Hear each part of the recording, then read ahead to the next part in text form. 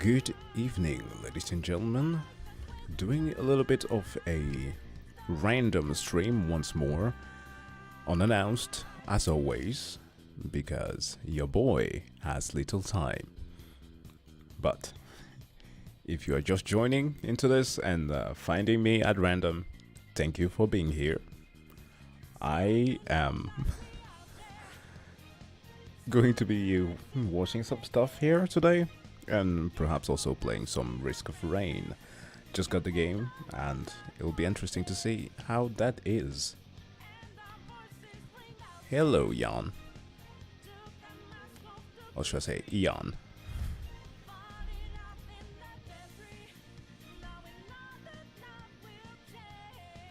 Hello there. Okay, I just realized that my voice is extremely deep now. It wasn't supposed to be this way. But yeah. Hi. Hi everyone.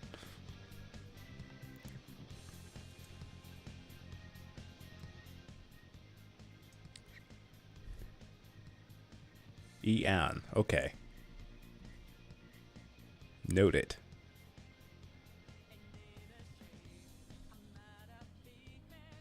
Oh, cool.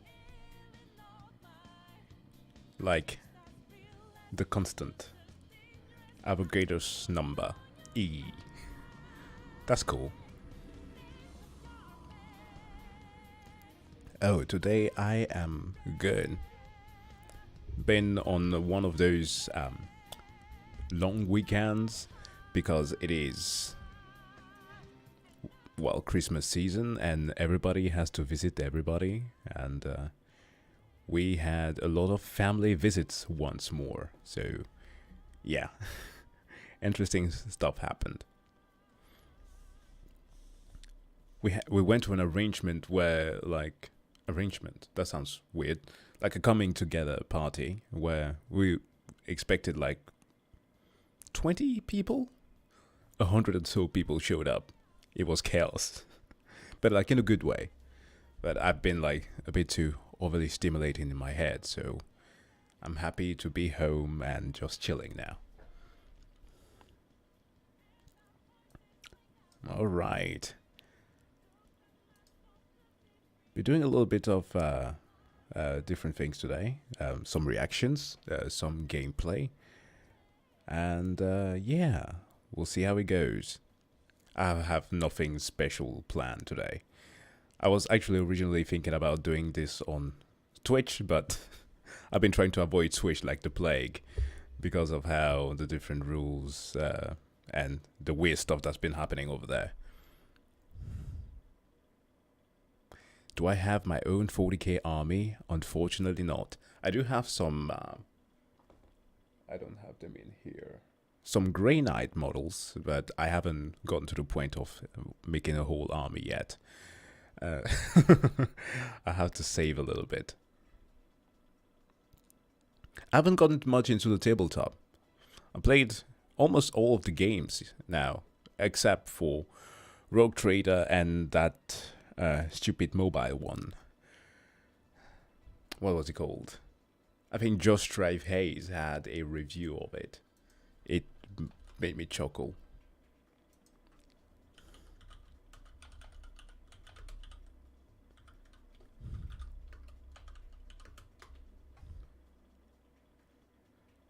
Lost Crusade, yeah. It is heresy. No touch. Oh, the Maxwell video. I'm sorry. It's taken a bit of time to put out. As I will promise you, it will be out tomorrow. Just had to relax a bit. Too busy. No, Tacticus. Tacticus isn't. Okay, perhaps Tacticus is also bad. I have. Wait a minute. Have I not played Tacticus? It is. No. No, Tacticus is not the bad one. It's. I wouldn't necessarily consider it to be like a good mobile game, but Lost Crusade is worse.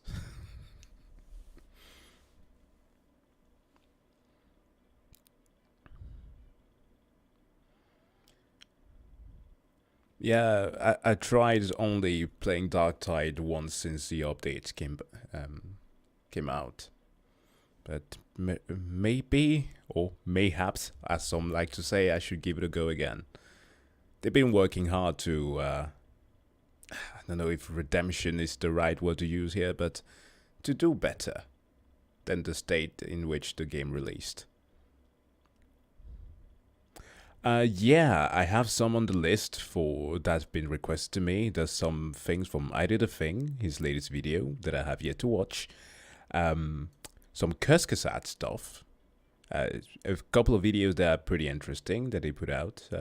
Also, Blue Jay. I promised to check out a Pharaoh, or I guess an ancient Egypt video from Blue Jay. So I think that's the first one because it's the oldest request that I've gotten. So I will do that first. It's pretty quick. So yeah. I guess we should just get this started then.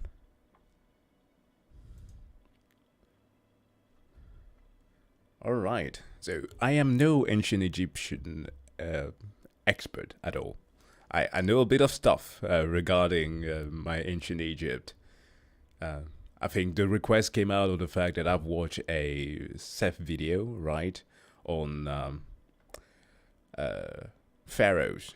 Yes, there's actually a game that I have, the new one, the new version of that game that he reviewed. That is actually kind of fun, but there are some mechanics that don't work exactly as one would have imagined. But they revamped it; it works now.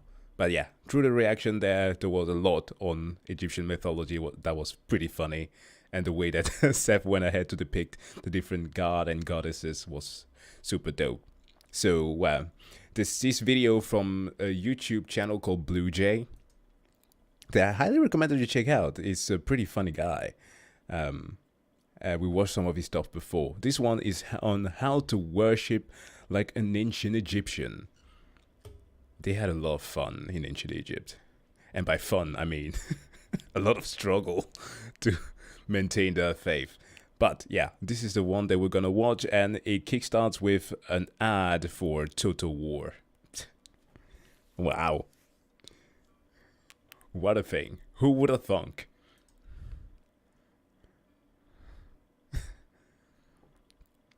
Hello there. Alright, let's get into it then. This video is sponsored by Total War Pharaoh. Buy it if you love me. Ah, youth. It's a time many of us look back at fondly. Jumping in moon shoes to break new heights and ankles, getting expired gumballs at a strip mall Mexican restaurant, questioning the fabrics of existence and the thin veil that separates that of reality in the surrealistic void of primordial despair while watching Courage the Cowardly Dog. Wow. Good times. But ironically, it's these very youngsters who are currently enjoying the responsibility-free era of youth who are often the most eager to be rid of it. But until they can enter the adult world, they tend to seek some kind of identity to latch on to. Many choose to be jocks. Too many choose to be horse girls. And some of us find themselves with an addiction to fiction ancient Egyptian religion, such as our good friend Alex here. I will one day be married to a horse girl. Soon. But I'm not into Egyptian mythology. Oops, that's not your line. Right, gee willikers, do I love me some Egyptian deities? That you do, Alex. Wow. But even an Egyptomaniac like you can have gaps in your pantheon knowledge. So today, we're gonna cover some of the more zany aspects of Egyptian mythology, while also teaching you, in the modern era, how to worship like an ancient Egyptian. Walk like an Egyptian. That would have been the accurate song to play there, but that would have copywritten the video. Before we get started, we're just gonna need one blood sacrifice. What is that? Sea people, Alex, here to invade the Egyptian lands. But I thought the water tribe was a peaceful folk. While I appreciate you helping me hit my quota for pop culture references, Alex, I'm talking about the sea peoples who brought about the Bronze Age collapse and the destruction of the old powers. It remains a mystery to historians as to Dude, horse girls are hella strong. Do you know how much strength it requires to handle one of those beasts? I think I've told this story before, but like my sister took part in some equitation for like I think 5 years, and one day I went to pick her up from training, and she like just plainly asked me to hold her horse, to which I obliged, and The bloody thing stared me straight into the eyes, stepped on my foot with, I don't know, how much do they weigh? Like half a ton? Pretty big. It wouldn't move. Like, it's not like I'm not built frail, okay? I'm pretty strong. I can deadlift heavy. I couldn't move the horse. That thing crushed my toes, and when she came back, she just simply took its saddle and it just followed her. I think that it was the act of the horse was racially motivated.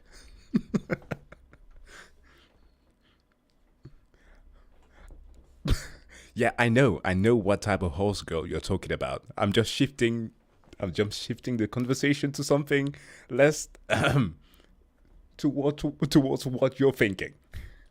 What the nationality of these fabled Hey there, warriors Delta. was. Oh, no way. What? Who are they? No time. They're heading this way. Luckily, I've got a few thousand slave volunteer fighters ready to defend them off. Okay, Alex, you'll need to command them. Hammer and anvil, you got this. What are you talking about?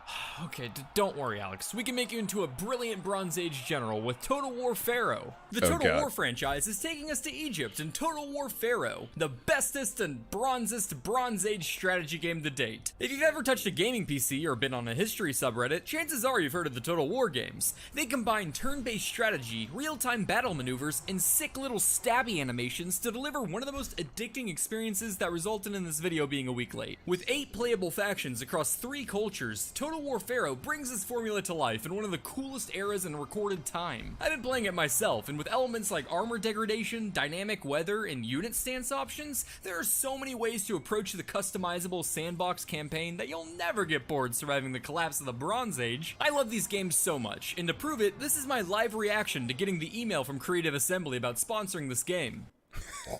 But don't just take my word for it, come see it for yourself. Yeah, I had the same reaction, but not exactly in a positive way. I'm streaming the game live on my second channel as this video gets posted. So use my special Blue Jay link in the description to get Total War Pharaoh today, if you get it and to for let free. the folks at Creative Assembly know I sent ya. But for now, back to religion. The roots of Egyptian mythology can be traced all the way back into prehistory, meaning before our moist sacks of folded tissue we call a brain figured out how to rub a stick on the wall. With all that time, you can really imagine the amount of layers the Egyptians were able to pack into their religion. So they didn't just have one boring god, but a plethora of them. 2,000. Not in this video, buddy. And those were just the major gods. That's not even taking into account the minor ones. Or the more minor ones. It's crazy. The thing I love about them is that they went with the natural flow. That things just keep... It's just like family. It keeps on splitting apart and they just keep on making new things. We have a natural, one could say, or evolutionary thing that makes us more or less, if you want to argue for that, inclined to superstitious belief. I won't necessarily call it religious belief, but superstitious belief in the way of different senses that we have developed, like synesthesia or pareidolia. Synesthesia, for those of you who may have heard about it before, is this thing of association of colors with different sounds. Some people have that. I think it's 1 in 100 person have that or something. My stats may be wrong, but the symptoms, if at least, are that. And also pareidolia, which is this thing of us seeing pattern and recognizing things and just forming images in our heads. So evolutionarily speaking, if there was something moving in the bushes, if you were the person who did not check the bush, well, you were good off, right? There wasn't any tiger or whatever lion spring out of that to try to kill you. So by that, we all thought that that was the rule to go with. That was simply for survival. The same thing with fire. We knew that we made fire in a certain way. So if there was lightning that struck a tree and created the fire, we thought that there was a big man up there that was trying to make that fire. So we made those associations, and just like that, we started developing things that those beliefs in a natural way. And that's more or less like the same way that you see that ancient Egyptians have been creating their gods, right? They went from things that were more or less logical, things that were based on simple requirements like agriculture, like maternity, like simple stuff that followed normal principles. Until then, as more the civilization evolves, things become more complex. We create then gods that have something to do with philosophy and or norms. So yeah, it makes perfect sense that it keeps on getting more divided like this.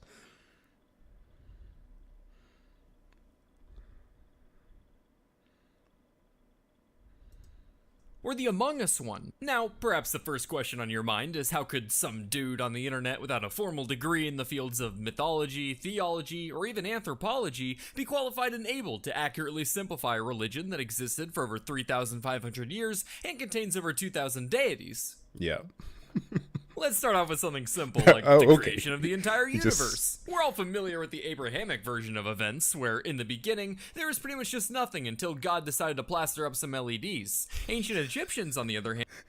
Wait, is God playing League of Legends? No way. There's pretty much just nothing until God decided to plaster up some Yeah, he is.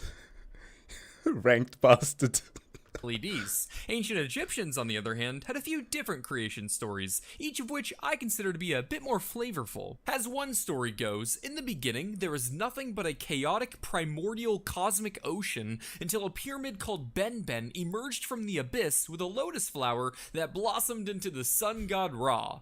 Which sounds like something out of a King Gizzard music video, and also undoubtedly terrified any space turtles that happened to be in the area. Hey Nigel, how was... I mean, if God's a gamer, that would make perfect sense. The amount of time that he's rage quitted out of most of the decisions that he made. Like, I told you not to do it. You didn't listen to me. I told you to go top lane. You went mid. I'ma kill you. We make a clean slate. I don't want to do this anymore. Yeah, that makes perfect sense. If God's a gamer, yeah, it makes sense. was Leah's first day of Abyssal School? She was a little nervous getting on the Celestial bus, but she powered through like a champ. Little Rascal's still down there now, but I'm sure she's having a great time. Now, while being the first and only thing in the universe is cool and all, it also really limited the amount of stuff there was to do. But hey, this is a god after all, so if anyone can find a way to keep themselves entertained, it's him. Well, time to go beat the bishop, and from his, wow, you're not gonna make this episode easy, are ya? Through making the bald man cry, the twins Shu and Tefnut were born. After this, Ra started to cry, which I'm sure many of you gents can relate to, and humanity was created from his sweat and tears, and thank God the fluid stopped there. I mean, it's not much different from what other people also did, right? The ancient Greek has something similar to that. What was the name of the entity that was created from Hephaestus? So if you play the God of War games, there's Hephaestus, just as a kind of like a reference for the gamers. Hephaestus the Forger, and then Athena, who was birthed from the, like, I think a pimple out of Zeus's head because he had a headache. But yeah, but her creation aside, Athena goes down to visit Hephaestus to talk, perhaps for a weapon or something. She's the goddess of war after all. Hephaestus, smitten by her, is just like, oh, your thighs make my brain go auga, and then goes towards her, and she's like, no, I'd rather maintain my V card, and she pushes him away, but somehow his chicken spilled some of that splooge onto her, which she wiped away, and that fell on the ground and gave birth to different entities. So yeah, it's not uncommon in mythology that is how life come about. Tefnut and Shu then had offspring themselves, and with who you might ask? Well, right now we're up to 3 existing things, and one of them tends to be preoccupied in his room, so do the math.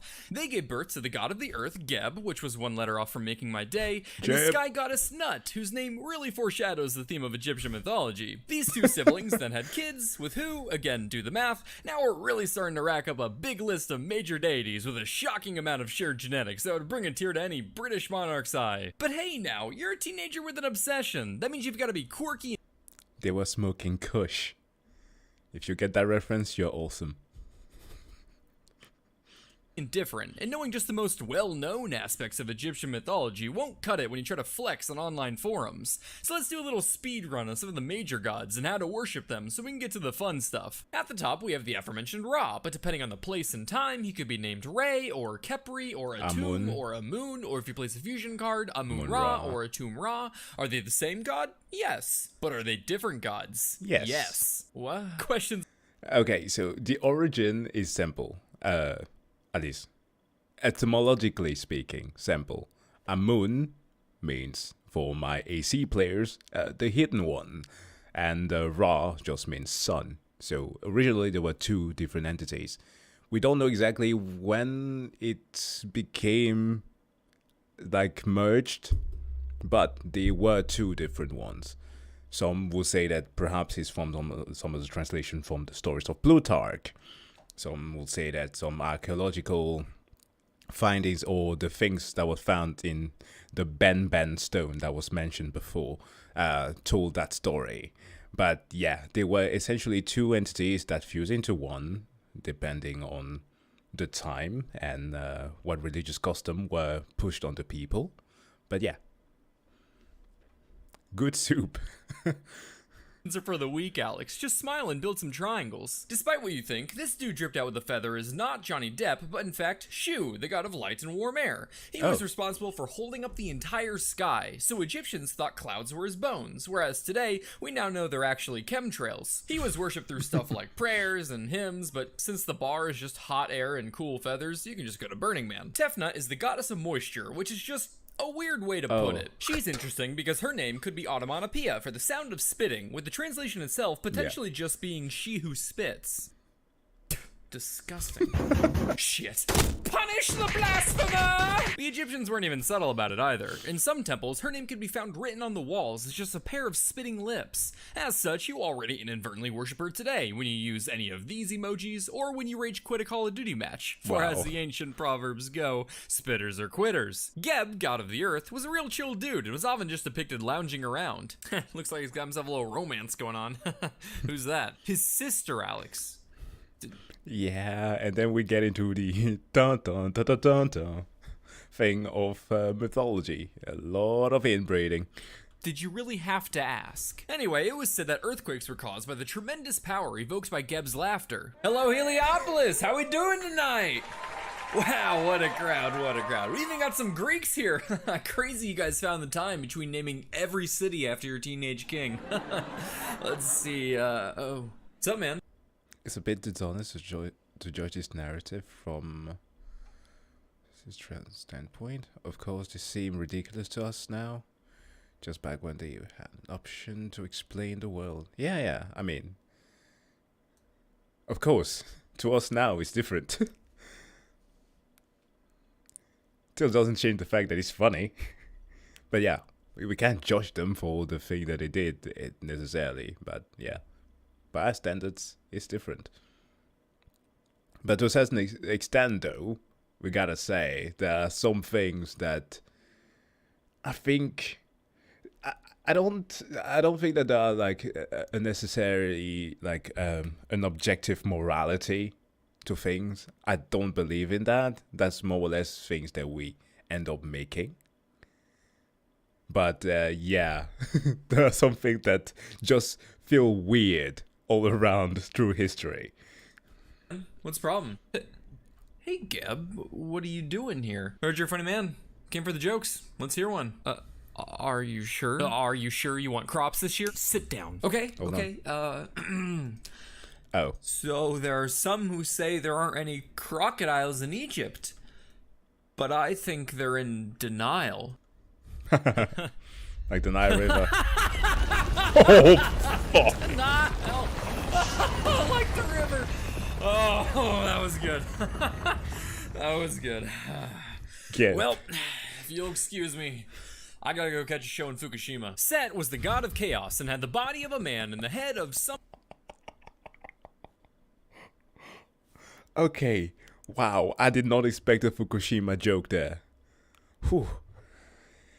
Damn. That was unexpected. Well, that's how comedy works, though. You subvert the expectations. Some animal that no one's been able to figure out. It's called the Set animal, and theories range from dogs to aardvarks to even giraffes and pigs, which, no? He was jealous of his brother Osiris, who wore the big boy sandals as ruler of Egypt. Oh, yeah. So, in his natural bad The boy epic chaotic prank. fashion, he put together a little ruse for his brother. Hey, Osiris, buddy, come here, come here, come here, come here, come here, come here. Listen, man. We've been having this contest. I'll tell him. We've been having this contest to see if anyone can fit into this super cool coffin, and so far, no one's been able to win, dude. No one's been able to win. But I'm saying, my boy Osiris here, he knows how to fit into things real good. I know about you and my sister, but anyway, why don't you give it a shot, man? I know you could do it. Set tricked Osiris at a party and trapped him in a coffin, threw it in the Nile, and returned days later in a rage to cut up his dead body into a bunch of little pieces and spread them throughout Egypt. Yep. And then he became the king. Hey guys, so Osiris is feeling a little under the weather, so I'm gonna be Pharaoh now. Oh, but I guess he'll be back soon then? Right. Hey, listen, there's this super cool coffin. Isis was the goddess of magic and sister wife of Osiris. After Set cut up her boy toy, she figured it probably wasn't good PR to have her king husband's body parts scattered across the country like some morbid game of geocacher, so she set off to collect the pieces. After a traumatizing and quite literal scavenger hunt, she was able to find every piece, except for one. Can you guess what it was, Alex? Yeah, he's a phallus. Assuming from the love theme, his heart? No, this is Egyptian mythology, not Shakespeare. She was missing his cock. The divine member had been swallowed by a fish. This is the part where I absolutely lost it when Seth made the reference to the fact of why Egyptians did not like to eat fish. Because they were cocksuckers. Oh no, rather cock eaters. Oh man. Yeah, mythology at its best. Probably turning it into a kaiju. So she whipped up a magic one so that she could conceive their future son Horus. And I'd just like to point out that before we've had a single non-incestuous relationship, we're already throwing in fourth base with dead brother. Too weird for you? Well, in another version, Isis breathes life into his body so she can get knocked up in bird form. Yeah. Confused how that works? Not to worry. They left us a picture for reference. And while you could, I wouldn't recommend worshipping her today, as joining something called the Cult of Isis would send a very different message these days. In the beginning, Osiris became the first pharaoh of Egypt to give humanity direction and guidance after Then noticing became the how god of the uncivilized dead. they were. Honey, have you seen humanity lately? Nah, they're just having fun. No, not them. Them. Scarab, so good. Gang, yes, my. Fuck's sake. Why did he? Ancient Egyptian NPC? I can just see the visuals. People just spamming hieroglyphics in the chat. Oh, damn. Hi, Nick. Doing pretty well. My pharaoh, yes, my pharaoh. After his little dismember adventure, he became the god of the dead and ruled over the underworld, which they called Duat. Egyptians believe Duat to be in the west, where the sun set, which means, contrary to popular belief, they most likely were the first civilization to discover the Americas. What? Otherwise, I have no idea how they knew where New Jersey was. One way Osiris was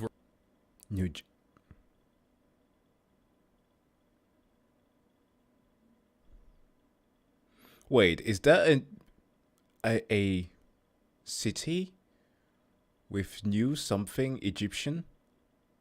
Oh, New Egypt. Oh my god. Yeah. I've heard the name before. Yeah. Okay, it makes sense. Yeah, just like how there are Vienna in I want to say Missouri. Yes. And also Elsinore, the city where I live.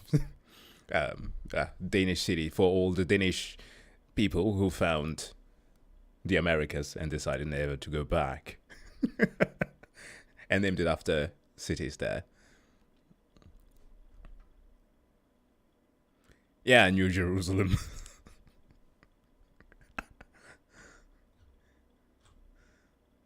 Yeah, it's weird. Like, why can't you just make new names? Why the insistence on having like location from all around the world? like Prague in Minnesota also. Yeah, instead of just another city's name. It's weird. Mexico, Maine, and China. China, Maine. Wow, I did not know that. That's new to me. Worshipped was through a yearly public play telling the story of his death, where reenactors, quote, beat their breasts and gashed their shoulders until the mutilated remains of the god had been found and rejoined. Wow, screams of despair and beating yourself up. Isn't that why you're going to therapy, Alex?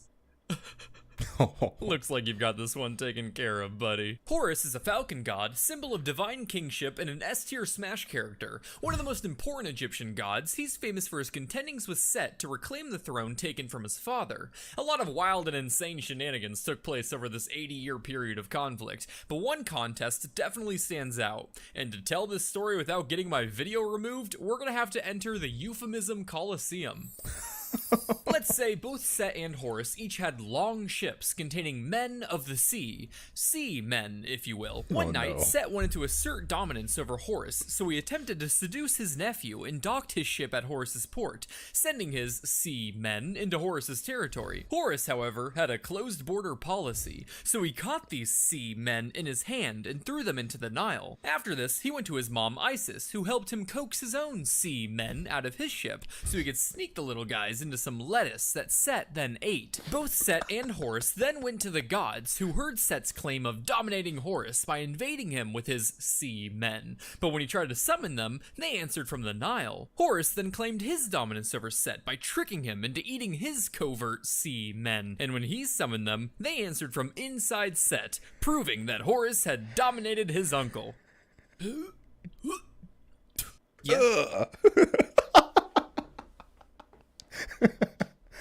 Okay, great callback. Ew. Why are you gay? Should I call you mister? Horus was worshipped in many ways, but to keep it simple, just make sure the next time you're eating a salad to give an extra squirt of ranch in honor of our Egyptian top G. Anubis, the god's goodest boy, was the jackal-headed god of mummification in the dead. Like any good pupper, Anubis guided souls to the afterlife in the Hall of Truth. The soul would then recite the negative confessions, where it swore it had not committed certain sins, before weighing its heart on a scale against the feather of truth. Look, you can never judge. Okay, one should never say never, but don't judge those hentai artists who keep on writing the stupidest plot. Okay?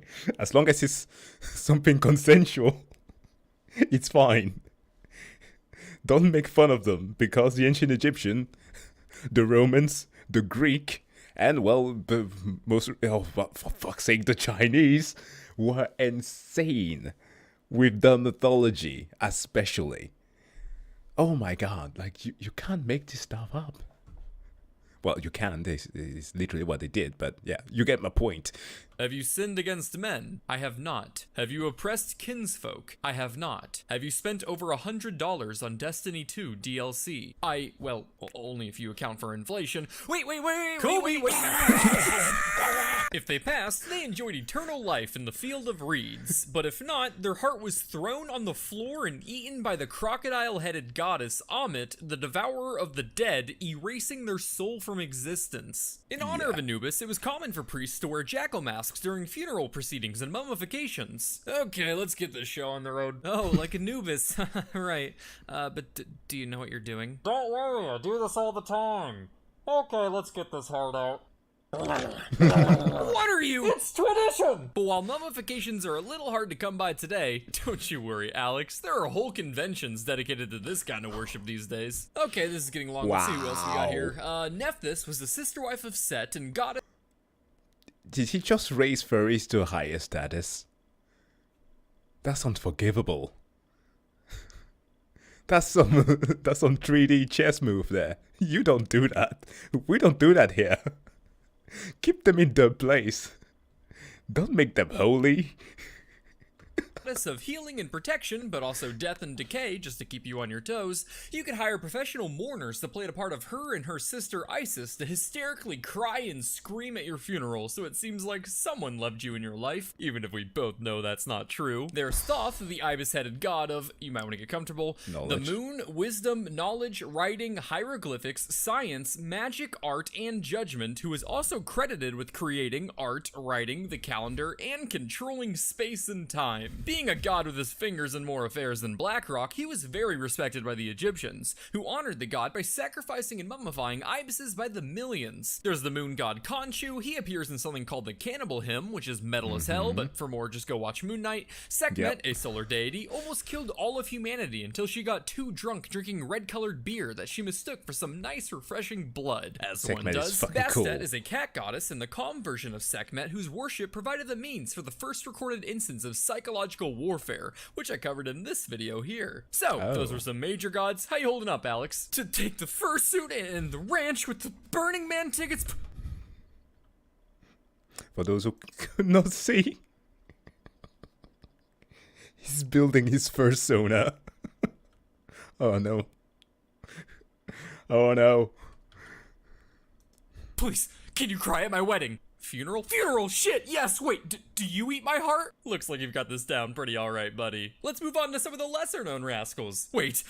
Ancient Egyptians followed what I like to call the 34th Code of the Ancients, or Rule 34 for short. If it exists, there's a god for it. Fabrics and clothing? Step aside, Zara. The 26th day of the month? Sure, fuck it. My ex-wife? They've got her covered. Because of this abundance, no matter the problem, the Egyptians had a god to turn to, including the ones in the bedroom variety.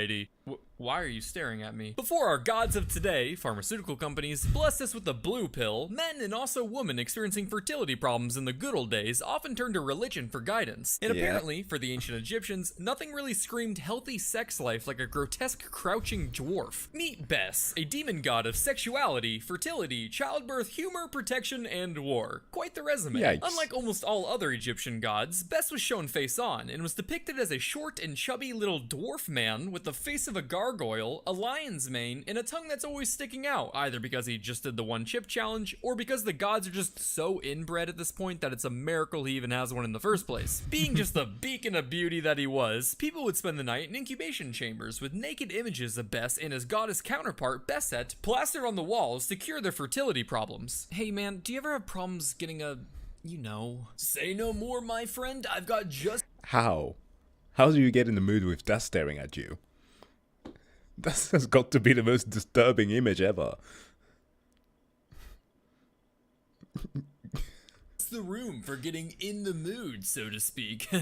Oh, really? Yeah, dude, the walls are just plastered with images, among other stuff. Ew, but I guess that's what I'm looking to be able to do, so okay, sign me up. How's it going in there, buddy?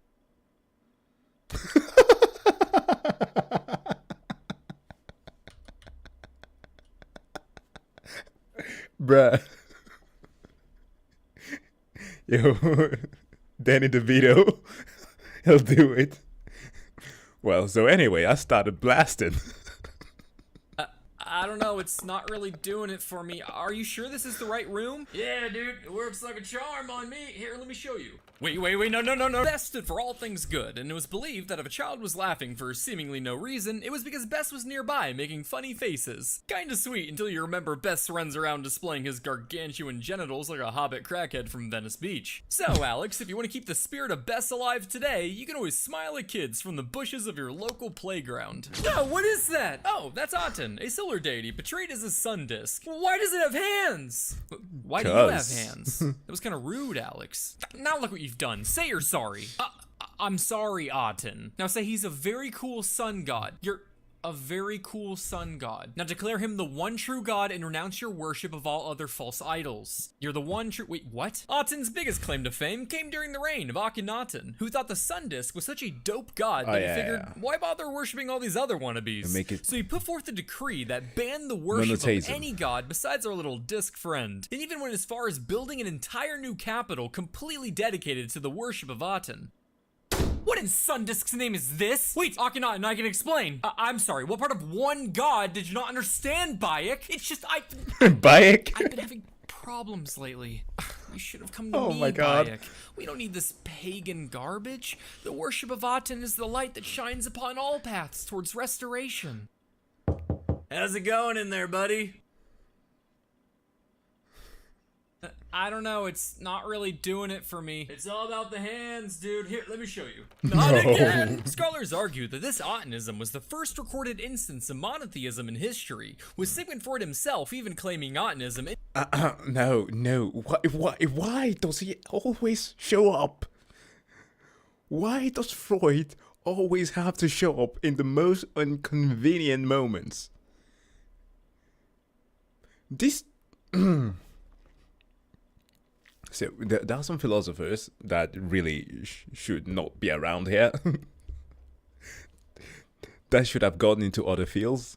And Freud, yep, the dude who thinks that everything is motivated by sexual frustration, should have really done something else.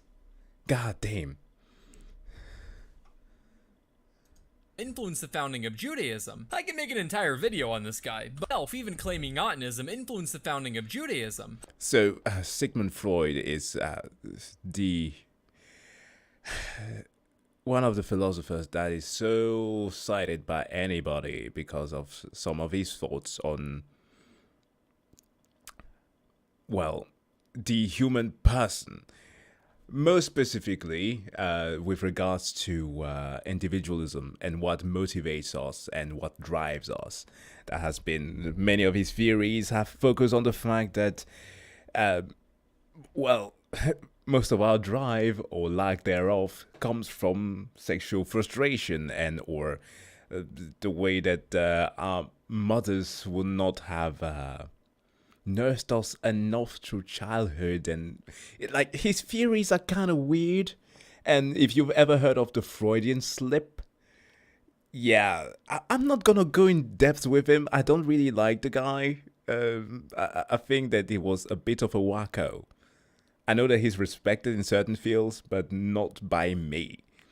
I don't like Freud too much. Also, he died of tongue cancer.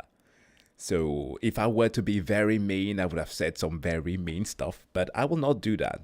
Respect the dead in the least.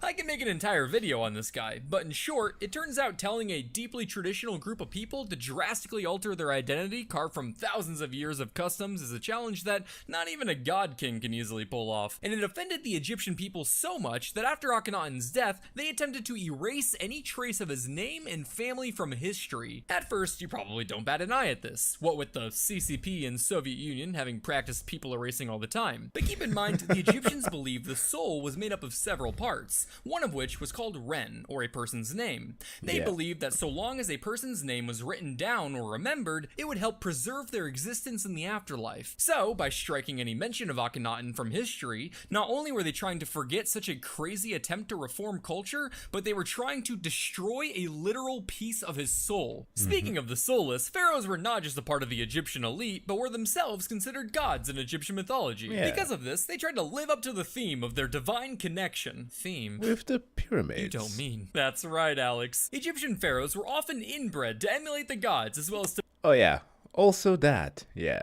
For those who have followed a bit of the weirdness that was going on during the summer with the Cleopatra documentary there, that was kind of fucking whack. Like, hello. People have their origins and you should respect it, but yeah, there was a lot of inbreeding between them. And even Cleopatra the 11th was one of those. To maintain their sacred bloodline. It's all set. Ready for your marriage ceremony, sire? What's he thinking? There's no use guessing. His divine omnipotence is beyond our comprehension. Does this? Yes. He approves of us. But what if you're not a pharaoh and just your typical average Joe? Well, Alex, along with all the aforementioned forms of worship, there are a plethora of intricate traditions and customs that one could follow. But since I'm on page 11 of the script, for the sake of time, just make sure you've got a bunch of amulets on you for every occasion. Hey, boys, do you have a few minutes to talk about serving your country in the Marines? Egyptian mythology. Hilariously wacky, but a little too Game of Thrones inspired. 9 out of 10 stars. We just watched a video from Blue Jay on how to worship like an Egyptian. At least ancient Egyptian. It was pretty funny. Yeah, Egyptians were kind of whack, but so was many other ancient religions at the time.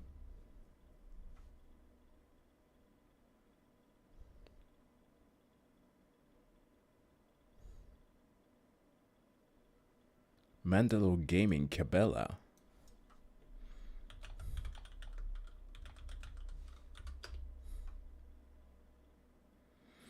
Oh.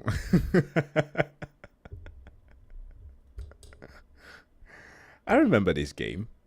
I think I used footage from that during the Kong review. At least Rise of Kong, that horrible game.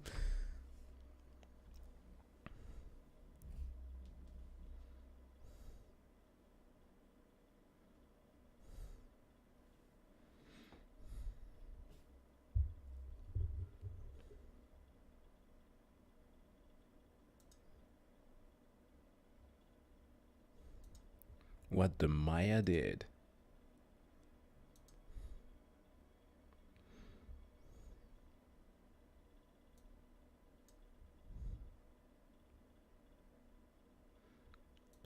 I was at some time very much into Halo.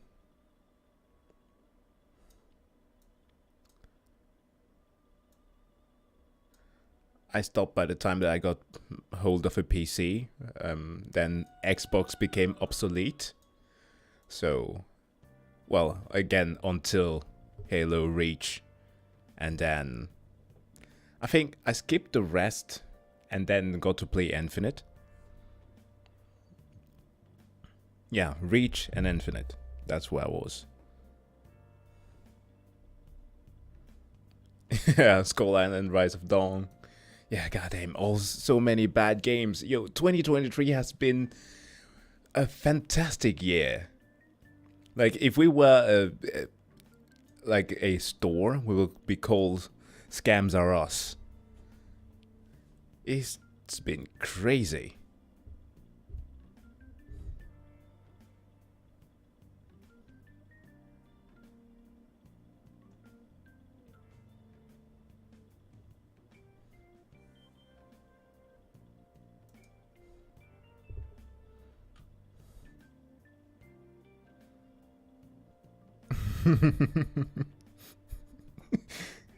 Yeah, Cabela glassed Africa first. Yeah.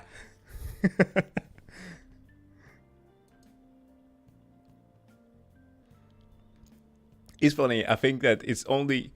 How many... Like, I think that I can count on one hand the amount of times that aliens have tried to go to Africa.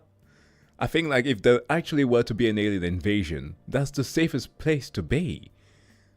Like, okay, what did we have? District 9, Elysium, what else? No, Chappie is just a robot, so it's not aliens even. What other modern movie do we have that features aliens in Africa? Well, if we go so far as to go to video games, then we have Halo.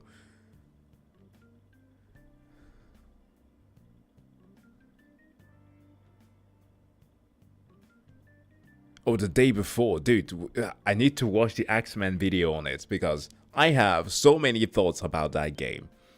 Since 2021, I told people to not be hyped about it, and some never listened. They were like, oh, we need a new zombie game. I was like, go play Watch Dogs Legion. I know, it's Ubisoft, but even I can appreciate some of the wacky stuff that they put out occasionally. Or The Division 2. Like, I literally installed Division 2 the other day to play that game, just to get a feel of what they perhaps were trying to go for, because it was supposed to be a mixture of The Division and The Last of Us, but it never panned out to be anything, from a studio that had a track record of always abandoning games. So who would have imagined that they would have done the same here?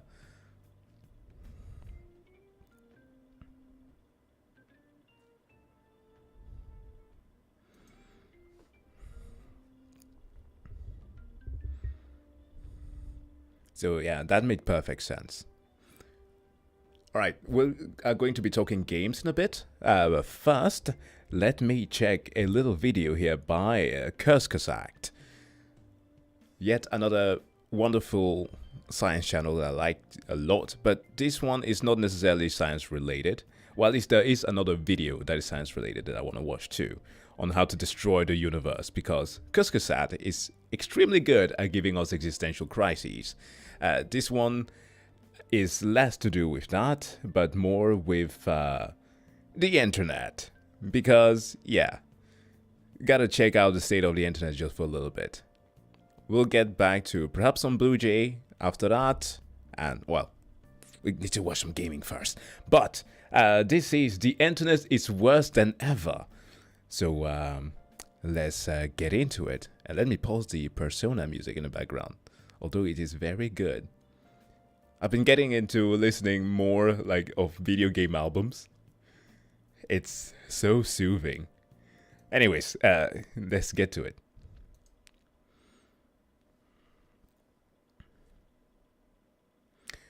The Maxwell reaction will drop tomorrow. I promise this. I was just, let's be totally honest, kind of lazy to actually have it edited. But yeah, it'll come out tomorrow. Just had a very, very, very busy weekend. So I couldn't pull myself together. I decided to sleep some more. It was just too busy.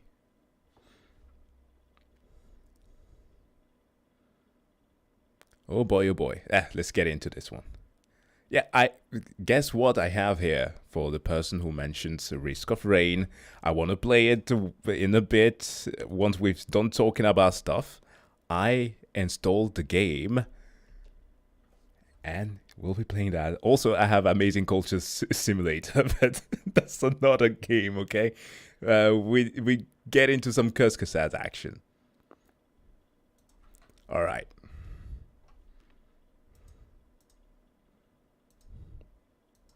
In 2022, nearly half of Americans expected a civil war in the next few years. 1 in 5 now believes political violence is justified. And it's not just the US, but around the world, people increasingly see themselves as part of opposing teams. There are many different reasons for this, but one gets blamed a lot: social media. Social media divides us, makes us more extreme and less empathetic. It riles us up or sucks us into doom scrolling, making us stressed and depressed. It feels like we need to touch grass and escape to the real world. New research shows that we might have largely misinterpreted why this is the case. It turns out that the social media internet may uniquely undermine the way our brains work, but not in the way you think. The myth of the filter bubble. So I generally try to keep myself informed on certain new research and new findings. Like, I've subscribed to certain scientific journals. And there was a fun study made about the use of social media that kind of showed that it doesn't have the effect that we expect it to have. Let me see. Perhaps I do have those bookmarked somewhere. Hold on. Here. Is it the one? No, that's Ubisoft. Ubisoft News. Never mind. Let me find the other one. I've been sent some Ubisoft codes and I needed to check those out to see if those are accurate. No. Yeah. Where do we have those? But essentially, there was a study made in a British university that showed the use of social media, saying that it actually does not have the effect that we attribute it to have. It was conducted between 55, I think, students, where one of them actually got excluded because he had an Android, which was kind of stupid. But they found out that they did not have any bad side effect from it. And yeah, here it is. The National Library of Medicine. Yeah, restricting social media networks site users for 1 week produces varied effect on mood, but does not increase explicit or implicit desire to use, well, social media. Finding from ecological monetary assessment study.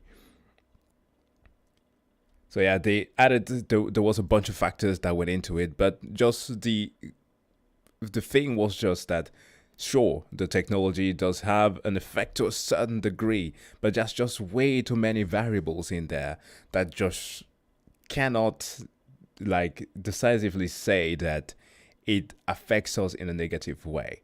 The way that we end up forming a conclusion out of it, though, is kind of up to us. So we more or less end up doing the deed ourselves. But social media does prime us to certain things, surely. But it might not be the main cause. In the same way that we, well, not straight up correlated, but gaming, right? In the same way that some people tend to say that gaming causes violence. It's the way that we tend to respond and other social factors that may do that to us. Anyways, let's continue the video.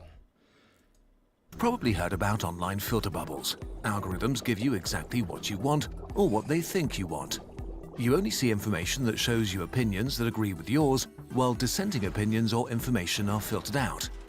Since you only see content close to your worldview, more extreme and toxic opinions suddenly seem less extreme. You're trapped in a radicalizing filter bubble, and your view of the world becomes narrower and more extreme. But is that true?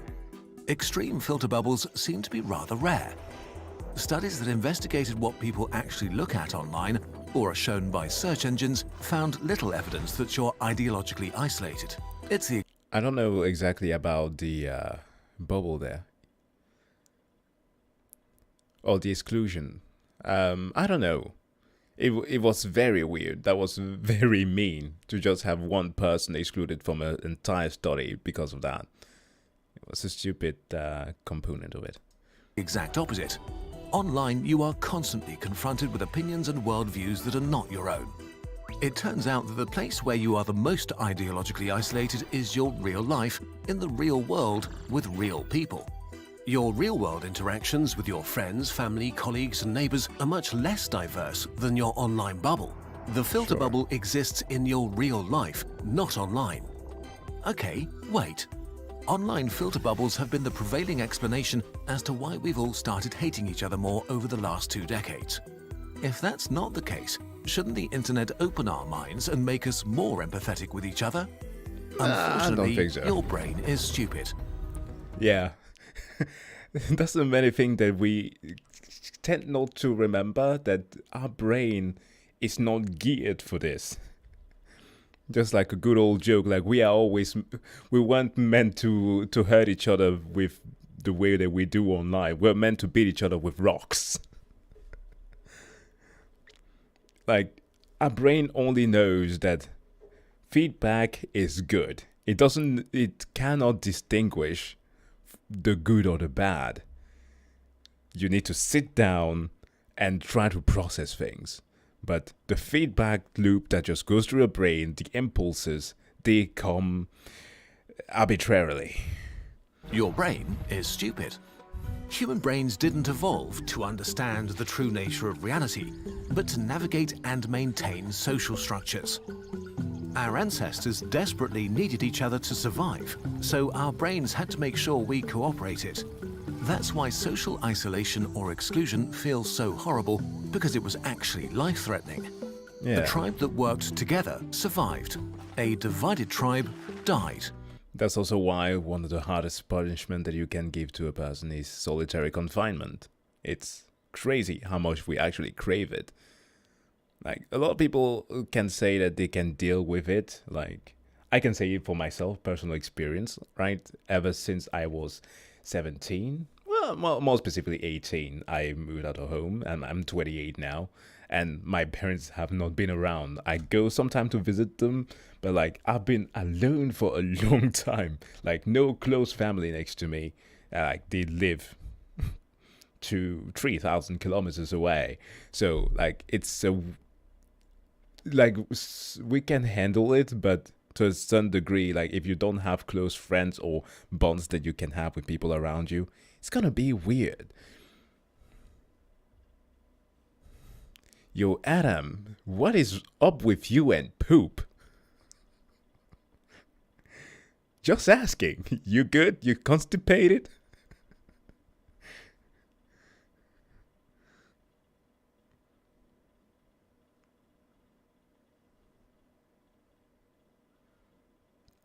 Yes, that's well put there.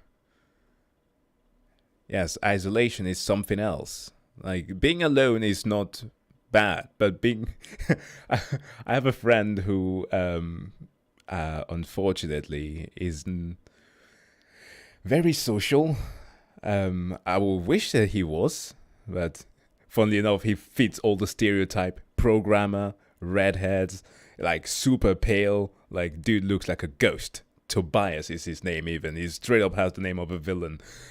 But he always has some of the weirdest line that makes you think, like, how often do you think about these things? Like, he says that being alone is not difficult, but being reminded that you need to create these bonds with people is the thing that hurts.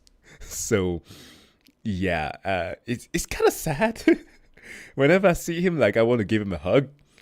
But yeah, that's well put. The way communities worked for thousands of years is that, sure, you may have disliked a neighbour, but because you lived close to each other, you also rooted for the same sports club or saw them at church. Thanks, Prior. Appreciate it. You both thought that the people from the other village were idiots.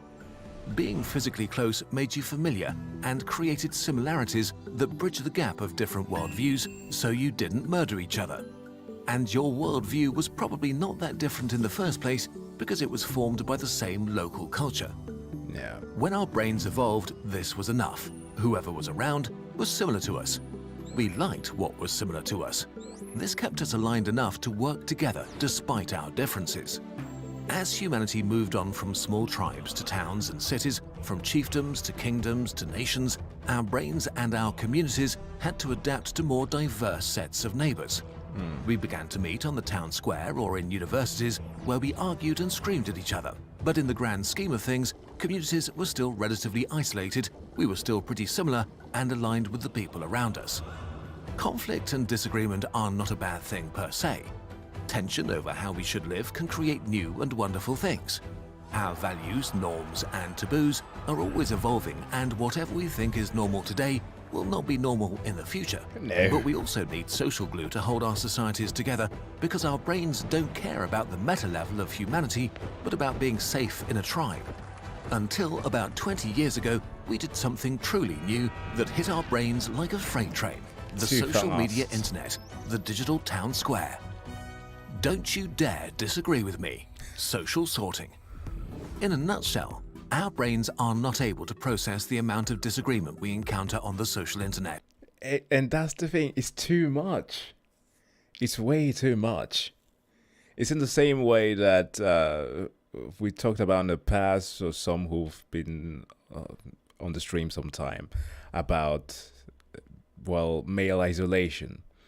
And it's not just male isolation. Like, it's just isolation. Well, let's not say isolation. That's a bit extreme. But loneliness. There's been reported that the loneliness rate for young people, especially between the ages of 18 and 35, as I think it was, is equal now to that of elderly. I think that we only imagine that perhaps only the baby boomer generation would experience, but it's not them.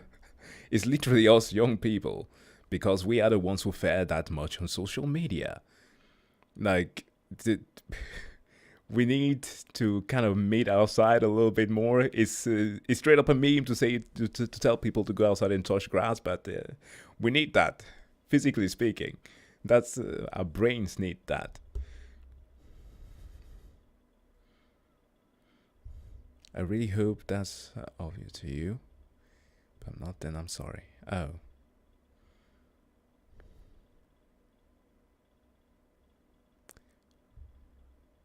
Oh, okay.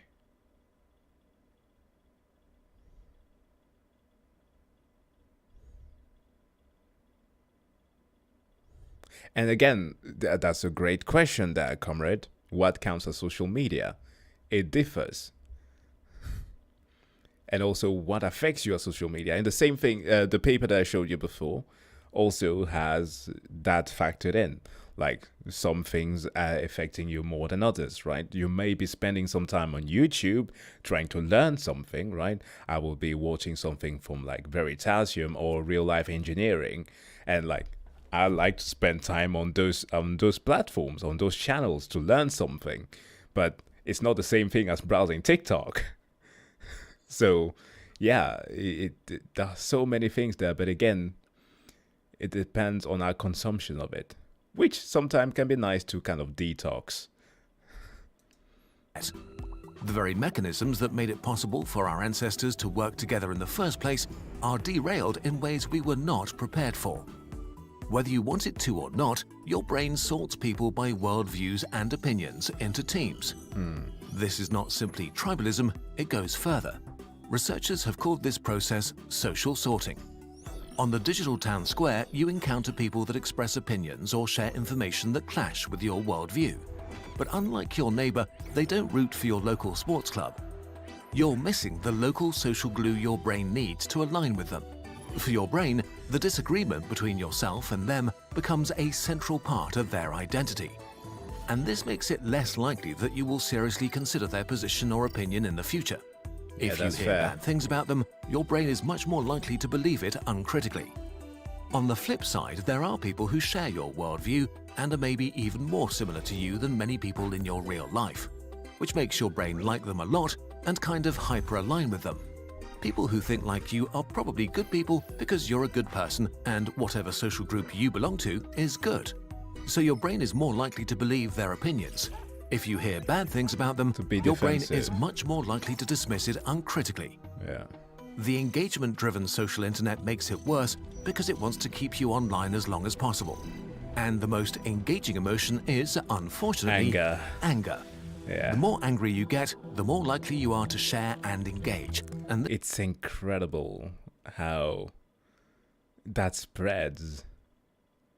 Like, that's why I very much enjoy always having to deal with a lot of like fun gaming stuff, because it's such a breath of fresh air. Like, when like my feed is like covered with just goofy shit, that's when I know that I'm going to have a good day. Like, it primes my brain to be like, okay, today is nice. You don't need to worry about anything. And I'm saying that as somebody who has a very, very bad tendency of like exposing myself to like different point of views, usually politically speaking, because I just want to learn about the opinions of people and try to understand where they come from.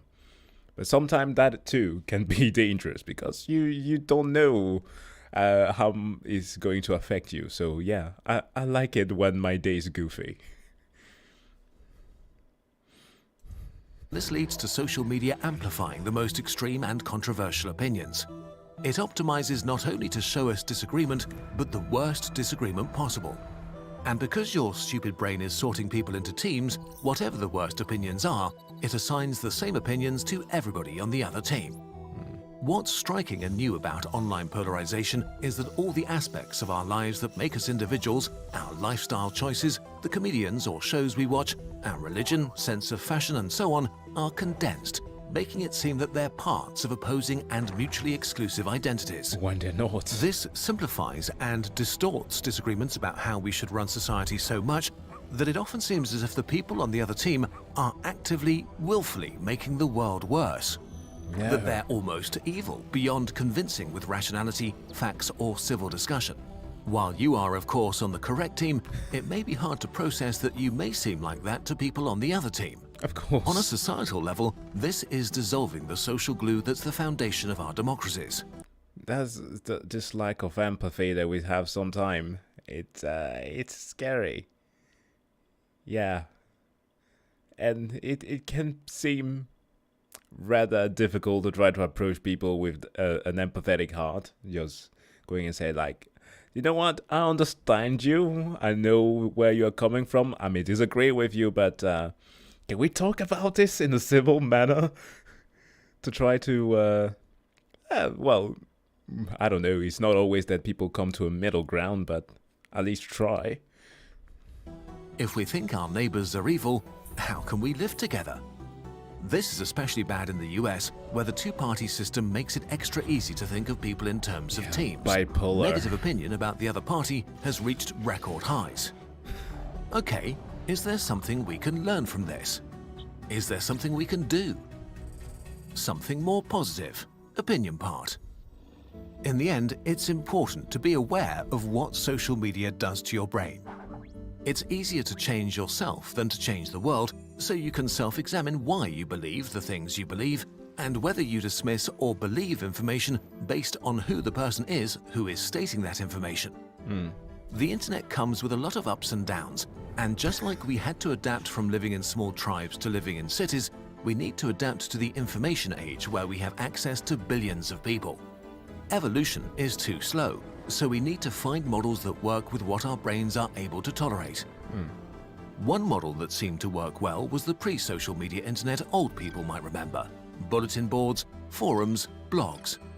The main difference to today was twofold. For one, there were no algorithms fighting to keep you online at any cost. Yeah. At some point, you were done with the internet for the day, as mind-blowing as this may sound.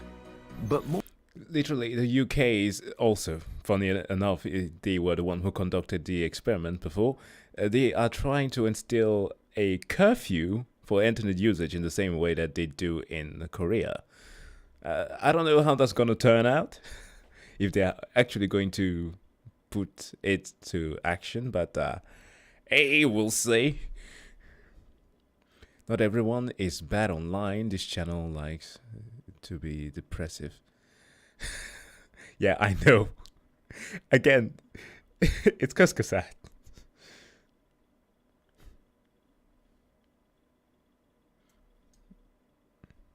More importantly, the old internet was very fractured, split into thousands of different communities, like small villages gathering around shared beliefs and interests. These villages were separated from each other by digital rivers or mountains. These communities worked because they mirrored real life much more than social media. Each village had its own culture and set of rules. Maybe one community was into rough humor and soft moderation, another had strict rules and banned easily. If you didn't play by the village rules, you'd be banned, or you could just go and move to another village that suited you better. So instead of all of us gathering in one place, overwhelming our brains at a town square that in the end just leads us to going insane, one solution to achieve less social sorting may be extremely simple. Go back to smaller online communities. Because what our stupid brains don't realize is that we are actually all on the same team.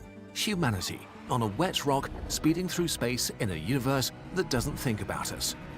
I mean, while they may seem rather pessimistic, the end goal always tends to be rather positive, I think. But yeah, I think it might be a point of perspective.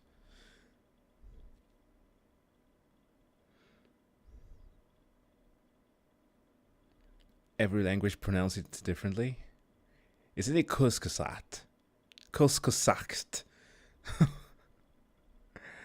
My German pronunciation might be completely wrong, but I think that's it, isn't it? In short. We are all in this together. But until our brains adjust to being able to deal with that, we might be better off being a tiny bit separated. One of the worst things about the media we consume is that most news organizations tend to cater to one team, making you feel you're on the correct side. Ground News, the sponsor of this video, is trying to make these biases more transparent by giving you tools that help you think critically about the information you consume, a mission we wholeheartedly support. Ground News gathers related articles from around the world in one place so you can compare how different outlets and sites cover them. They provide context about the source of the information, if they have a political bias, how reliable their reporting is, and who owns them. This makes the news less stressful and makes you understand the world much better. If you want to check them out, go to ground.news/nutshell.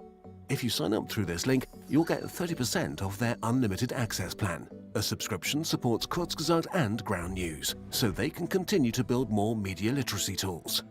Our favorite tool has a personal background. In 2018, Kurzgesagt founder Philip, who wrote this video, was going through chemotherapy and was intensely bored, so he ended up reading all the big German newspapers, even the ones he hated, front to back, every single day.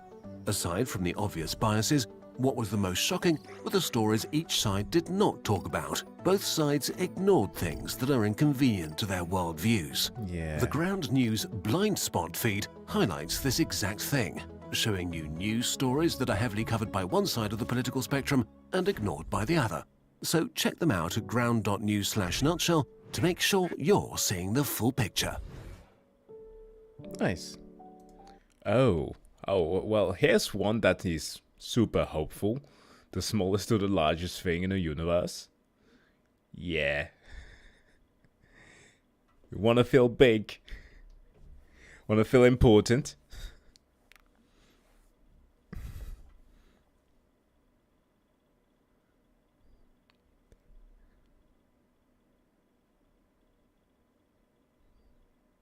Anyone wants to build a great tower of joy and love, yet you have to accept the soil you're building on needs work. Yeah. That's well said.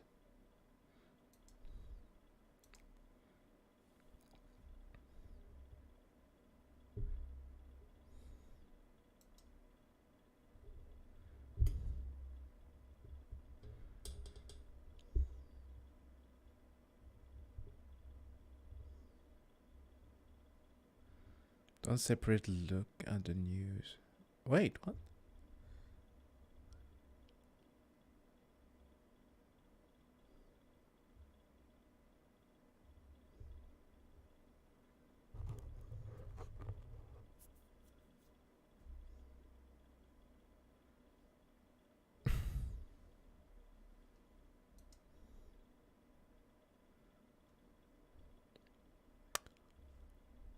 All right.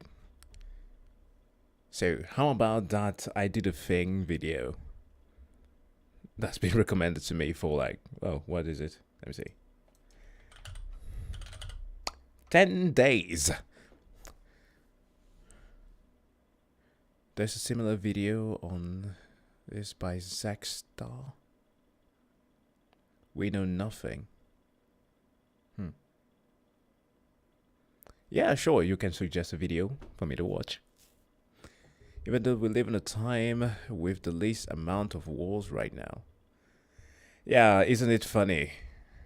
Well, not funny, but strange to think about. We technically live in the best time ever, but it also feels like the bleakest.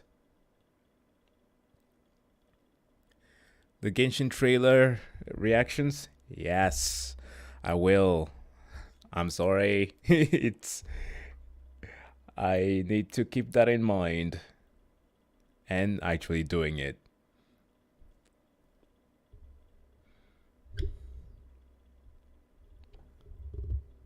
But hold on, first we need to check out our Australian fella.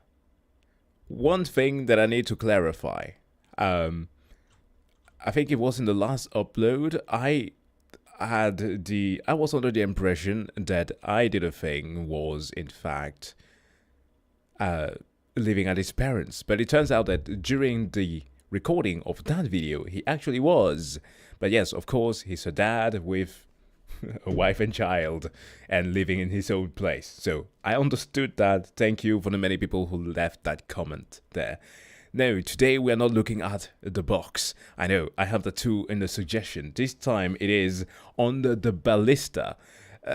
Dude, from the thumbnail here, I don't know what this dude is trying to make. Like, I don't know, the Halo Warthog middle age edition. Like, why would you have to do this? I don't know, but that's half the fun. All right, I put a ballista on my car.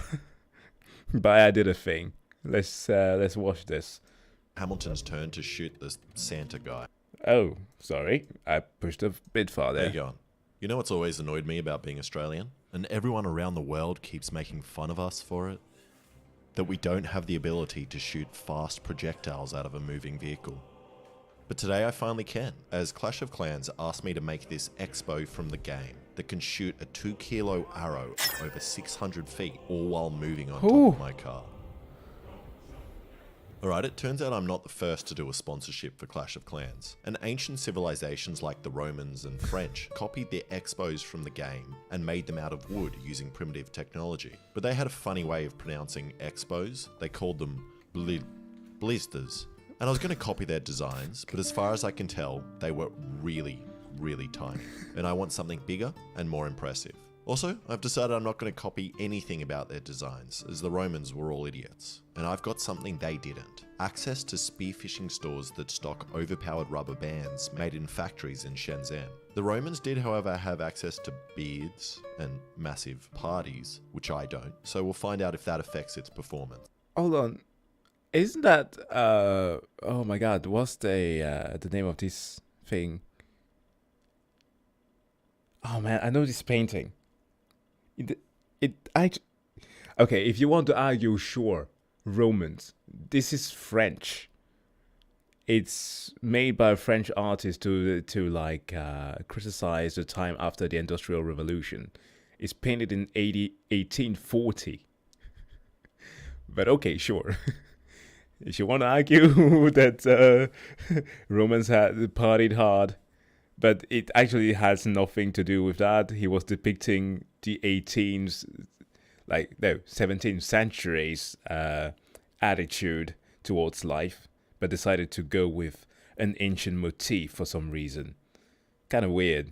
I never understood that. So this is the plan. The rubbers will run along the side of this square tube, and I'll have some bearings on the front which the rubbers will come over and then get pulled to the back with a winch, which has a quick release which I made in my last video. Now the point of these bearings on the front is that if I just had the rubbers tied to the front of the Expo, they would only start providing pull force to the arrow here. But with the bearings you can pre-tension the rubbers and allow them to speed up the arrow until the very end of the muzzle. So we should get more power, but I also don't know. So the first thing I did was turn down this big block of aluminium in the lathe and cut it into these housings for the bearings. Oh, I'm sorry. Brother. Is that a can? That looks like a can. Turn down this big block of aluminium in the lathe and cut it into these housings for What the hell's he bearings, doing? which are less comfortable than the houses they are used to living in, but now the bearings nicely fit the rubbers. Then I just put them onto the side of the rail. Next I attached the winch on the back, and I went for a hand winch as it feels more historically accurate, and I like the noise it makes and being able to feel the tension of the rubbers getting harder and harder to pull Does sound back, nice. and the suspense of each click bringing me closer to the rubbers snapping and taking out my eye. One of the positive thing of having manual labor like that is that it gives you great vascularity. Okay, right, you can just see my arm there, but yeah, I'm not that vascular. That's weird. Yeah, well, not weird, that's not the right word to say, but yeah, you get my point. If you want to be aesthetically pleasing to look at, do manual labor. Which I just wouldn't get with an electric winch. And you've probably noticed that the frame is already painted, and you haven't actually seen me weld anything together or make anything. I'm just re-welding over welds. And you know, in that previous shot of me turning down the housing for the bearings in the lathe, that was a lie as well. Yeah, that's and it was actually just a can of beans in my lathe. And I just lied to you again. It wasn't even beans. It was actually a can of tomatoes. But why do I keep lying to you? And you might be thinking I'm doing this because I don't want to show you the horrible conditions that the 3 children that actually made this frame work in, but that's not it either. It's because making stuff like this always takes so long and is relatively boring. So my mate and I actually made all of this and just didn't record it. Oh my god. And now in an attempt to make this whole video longer and show the process on camera, I'm just doing extra unnecessary work. So next I just pretended to do some more welds. And now comes the really hard part, where I need to pretend to make the whole bottom half of my frame that attaches to my car, which my I like how he just clearly insists on wanting to set things on fire. Did you know that there are 2 ways of setting aluminium? No, there's only one. You say aluminium. Aluminum is not a thing. Please do not get me started. The same way that you say battery, not battery. Battery is what you do when you're wearing a wife beater to your significant other. Or children, for some reason. Please don't do that. mate Rowan already made. And now it's done. Well, functionally done. It needs to look more like the Expo from Clash of Clans. But first, I really wanted to do some test shots to find out if this even works in my yard, in the middle of a populated suburban city. And for anyone that's about to write a comment getting angry at me that I'm testing a ballista in a populated area, let me just remind you that I have a ballista that may or may not work. So we decided to test it first with one rubber in an attempt to build up suspense. But first, to build up even more suspense, I'm going to tell you a little bit more about the sponsor of the video, Clash of Clans, and the ongoing event, Clash for Nature. Clash of Clans is a super fun strategy game. No, look, I get so uneasy when I see stuff like this, dude. His hand could snap. His foot could be caught in it. There are 3 of them at least now. Holy shit. But first, to build up even more suspense, I'm going to tell you a little bit more about the sponsor of the video, Clash of Clans, and the ongoing event, Clash for Nature. Clash of Clans is a super fun strategy game where you build defenses, upgrade your base, and attack other players. And since I announced that I'm in the event, everyone has been raiding my base non-stop. Who keeps killing all my guys? How do I keep losing and people keep raiding me? Clash of Clans has an ongoing event named Clash for Nature, which is almost reaching the end, and will be having a significant update coming up right after the release of Town Hall 16. In Clash for Nature, there are 2 teams. The charities Team Trees or Team... Yeah, look, I never got into Jackass. I'm sorry, I couldn't. You know, whenever I saw Steve-O, and especially... what was the name of the little person that was part of the crew? Man, I told my cousin who used to always show me the show, like, why do they want to kill each other? That never really made sense to me. Like, I get it. I get the fun that can be had out of pushing your friend to its impending doom. But, yeah, I don't feel like going ha-ha about it.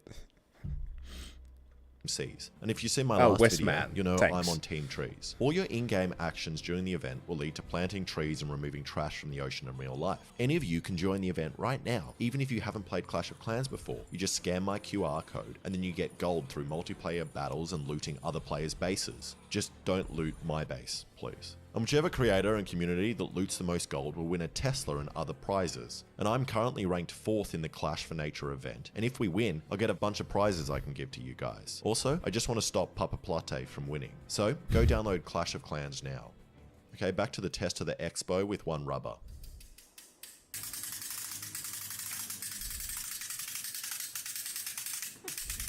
Okay. I'll just take this off. 3, 2, 1.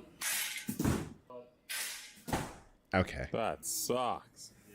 And that was not very impressive. So we put on another rubber, and I also forgot how to do countdowns.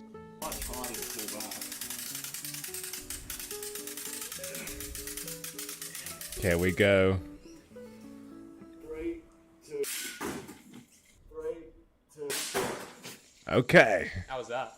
And that looked significantly quicker, which is good, as it's going to be even faster with a 3rd rubber. So we put that on, and also attempted to shoot it through the chronograph so we can get some speed readings and then compare it to the Romans. And we can also compare it to the speed of the Expo and Clash of Clans, which looks like it's going very fast. Yeah. You won't be able to reload at least. Oh, you need to turn the chronograph on. Do you want to point it? No, no. You turn it on?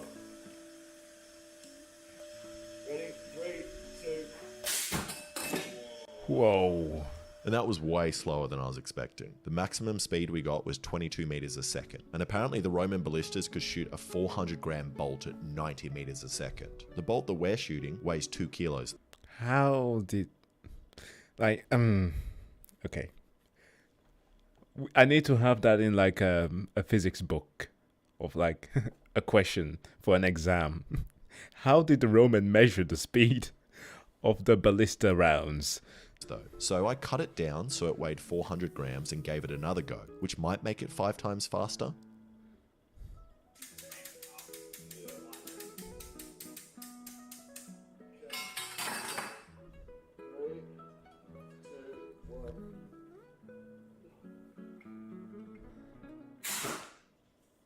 Oh.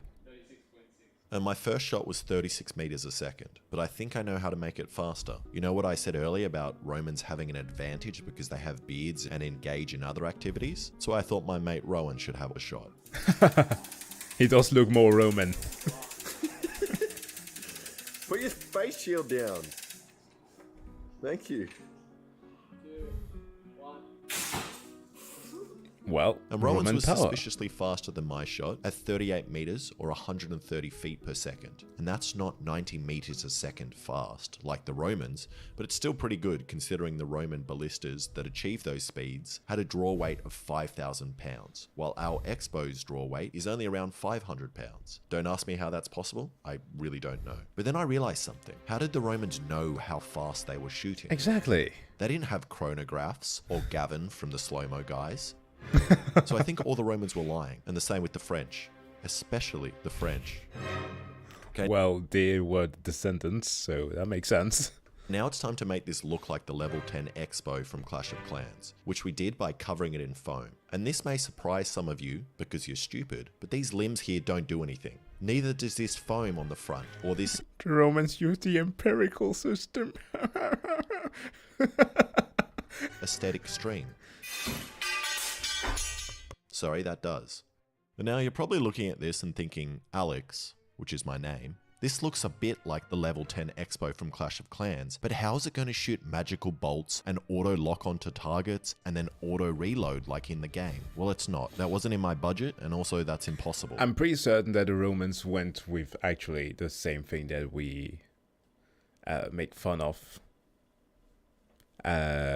Americans using, right? Feet and stuff like that. Well, there was the whole thing with the measurement of the belt.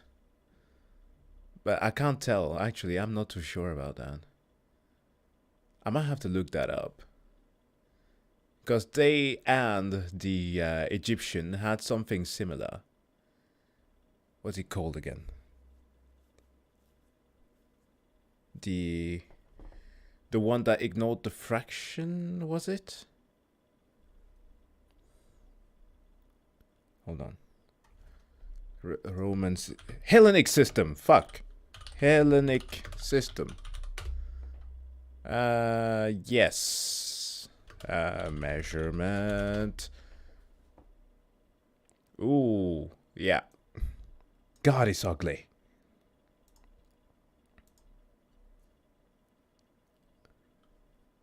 Yep, yeah, similar to the Greeks.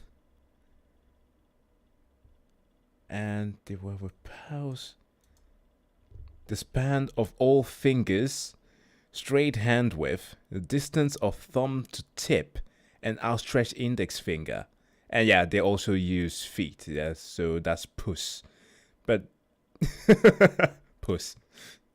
Yeah, that's the system that they were using, and they were using pygmy for the forearm and pygon. Distance from the elbow to fist. Wow. And yeah, the cubit I know, but I was not really aware of the rest of these. That's an interesting system to go with.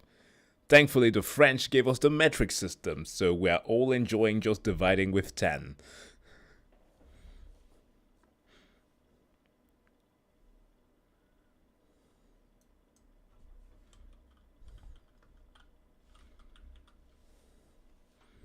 A meter is 3.2 feet, right? and you were just going to have to play the game. Which again, how big is a foot? You needed to have a certain standard for what a foot is. And the French were pretty smart with their measurement. They actually drew that from the circumference of the Earth, which you could measure with casting shadows. And also you could just watch out the eccentricity of the moon and stuff like that. Yeah, they did a pretty good job. But two Frenchmen ended up finding the circumference of the Earth and gave us worked on the metric system. I cannot remember the names. Excuse me for not being able to tell you that, but while editing in post, I will put it on the screen. Aim to see that happen. It will hopefully still shoot and look really cool though.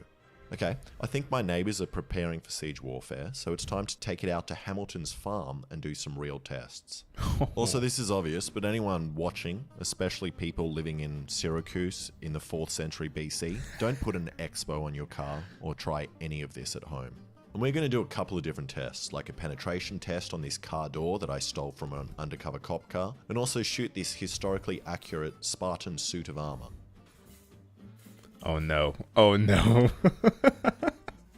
That's This armor exactly is a what I good thought. test, as in the game, the Expo can be used against troops like Pekka, this giant guy in a suit of armor. Then we'll have a distance test and an accuracy test, and then finally a drive-by test. And whoever gets the most points wins something. I haven't decided yet. Ron, do you think we should do a range test first? Yeah, that sounds See good. distance? Yeah. Okay. It's a good way to lose a bolt. Yeah, but then at least... And then we only have to shoot 2. Yeah. Perfect. It's great. And also, if we do a destruction test first, we might up the bolts. Yeah. We might destroy them. I was going to say we can have a competition, but it won't really be a competition because it's just going to be who can wind it back the furthest and tilt it at the lowest angle. Exactly. Yeah. All right, let's do it. Okay. As was mentioned before, that's straight up top tier. So not top tier, Top Gear type of content. This is wonderful. First, I wanted to know how far it can shoot. So we loaded up the small bolt to do a distance test. Oh, face shield. That's what I fucking forgot. I almost brought some fencing helmets. Maybe I should put this on. Actually, then I can't see. Nah, you put it on. No, I'm not putting it on. Okay. It's gonna keep my face away from it.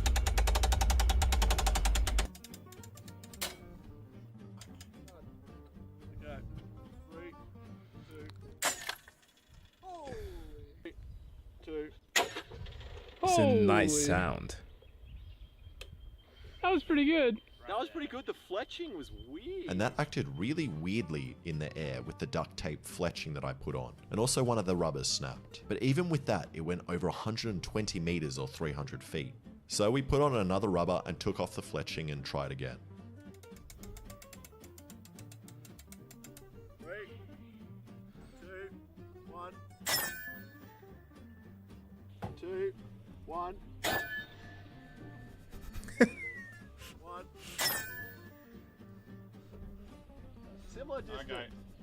And I thought that flew a similar distance, but it turns out it flew a lot further at around 160 meters or 520 feet. But I want to believe that most of the Aussie YouTubers that I know just have a hive mind. They kind of experience the same thing. And thus just want to express to the rest of the world what it truly feels like to live in Australia. Because holy shit, do they dabble in the same insanity. that was measured by my steps, and I am slightly biased. And also the steepest angle I could get the Expo to was like 15 degrees because of how I attached it to the car. So if it was at 45 degrees, the bolt would go much further. So now we're going to try the Expo up against some targets and see what it does. Yeah, the sound is pretty nice. It feels like one of those stock sounds that you will have from a sound package for like a deadly weapon. And Rowan was And up it front. is. Ah! Yeah, it's comfy up here. What's the point system we're going for here? What's worth the most? Yeah. So there's 3 of us shooting. Yeah. I think if you pierce the armor, you get 3 points. Yep. If you just pierce a mannequin, you get 1 point. If you miss, you get -1. And if you get through the car door, 4. Okay. So you can just choose. What were those points again? Don't ask me that. There's no. It can't hit me if you aim it down at me right now, right? Huh? What are you aiming for? I'm going for the door. He's going for the door. Yeah, he's a 4-pointer. Or maybe I want the Roman. I don't know. There it is. I have no idea. 3, 2, 1.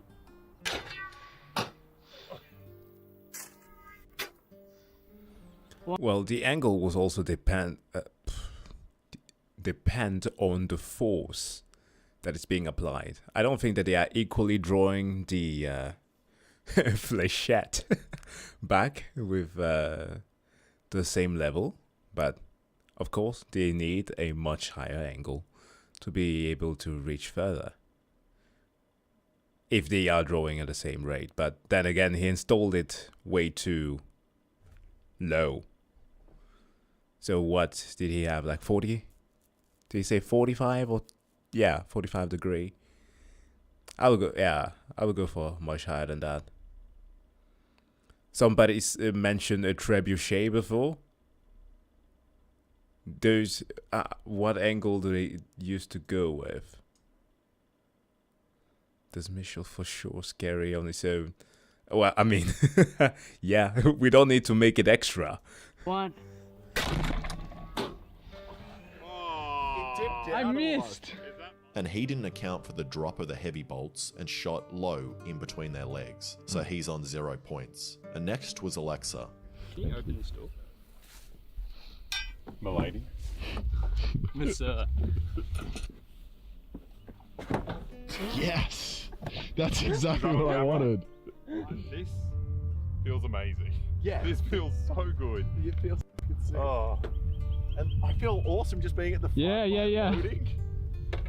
I'll go record. I feel so powerful right now. I'm gonna go record on this guy. Don't.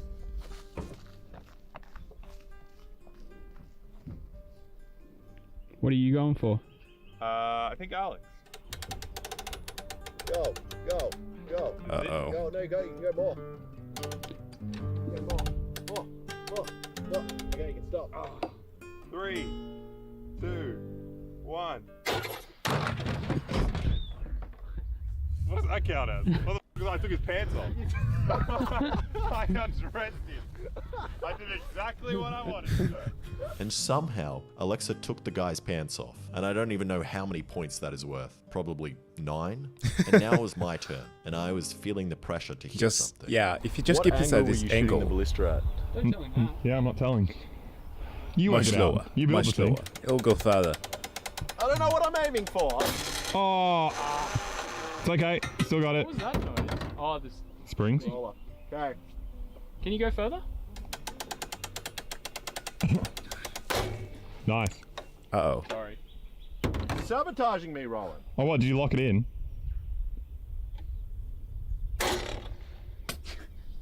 Nice. 0. Yeah, could hear that from the sound. -1. -1. And 2 of the rubbers broke, and it didn't go very far. So I was on -1. Okay, so after Rowan and I spent an hour retying all the rubbers, we moved the car closer and had another shot. What? Yeah, I'll go for man. No, go for the car door.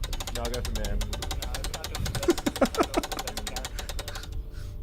3, 2, 1. Yay! Whoa! Whoa! What? It didn't hit front on though. It just flew. Yeah, that's gonna destroy your windscreen if it flies off. So far forward. Slow-mo That cam. bolt hit sideways and bounced off. And this is all very hard. I'm starting to think that Expos and Ballistas aren't the best siege weapons, or I'm just horrible at making things. And unlike the game where the Expo automatically locks onto enemies, we were having trouble hitting anything. So I moved the car Good with the correction there. We're not making weapons here. It's just tools. a little bit closer. Wow. Just a tight bit.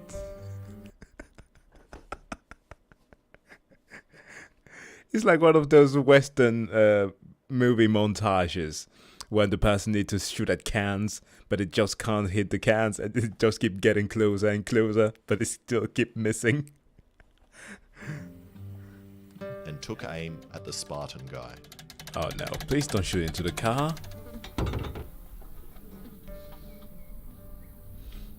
Count us down. 3, I think that's just gonna bounce straight off, actually. 2, 1. Oh, whoa! In the heart! Straight through. Shot through the heart. Alex, and you're amazing too aim. late. This is all we had to How'd do. you hit it from that far? Well, I know. Right in the heart. Oh my That's a god. great shot. Yeah. Yeah, don't touch it. Alright, well, did you aim for his heart? Kind of. Yeah, he did. And that was pretty impressive damage. It only stopped because the bolt got wider and it almost went all the way through. Broadhead into him. Yeah, it'll absolutely go through that way. Poor guy. So then Hamilton's mate had a shot at the car door. You winded it all the way back? Yeah. Okay. 3, 2, 1. Woo! Did you get it? He went That's in. the true penetration test. Maybe. Oh, whoa! What? Yeah, he's stuck in. Holy sh! Dude, that sliced through so easily. Go like the arrow. Look at that. The way Oh, it just like a peeled it up. peeled On it like both a sides? can. No, just one. Phew. Oh, it must have hit this and then Bounced. pushed up. And Yikes. now it's Hamilton's turn to shoot the Santa guy. Yeah. Run away if you see them rolling through those Australian streets. Oh! Holy. Wait, was Oh my god! In the heart again? Oh, He's got a spear sticking out. Nothing's bad. Okay, now we know that the bolt would do some serious damage, but we still don't know how easy it is to use while driving. So I tried that. oh, fudge. Yep.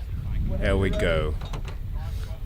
Yeah, drive slowly next to them. I won't point it at you boys. Thank you. Yeah, go slowly next to them.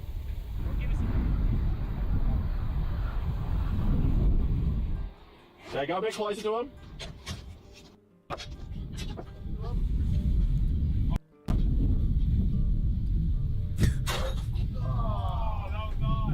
And that was ridiculously hard to aim, so I tried again. Yep, you can go.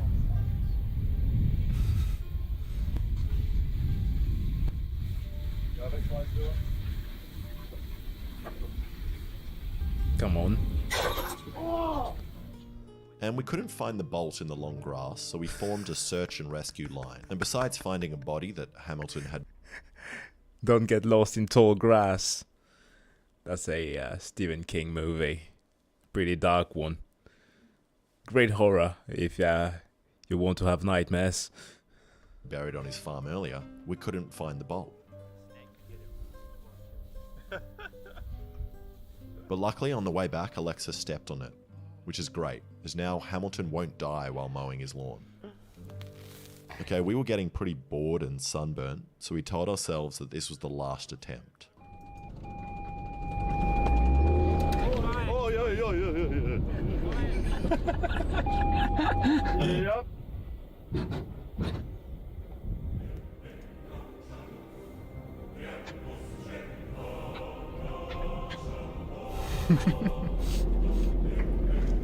Come on. Here we go.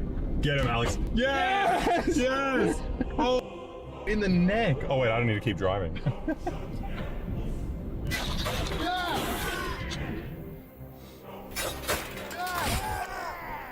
And that was extremely fun to shoot. It did Yeah, some I can great imagine damage. that. And as for which one of us wins my made-up competition, probably Alexa for taking the guy's pants off.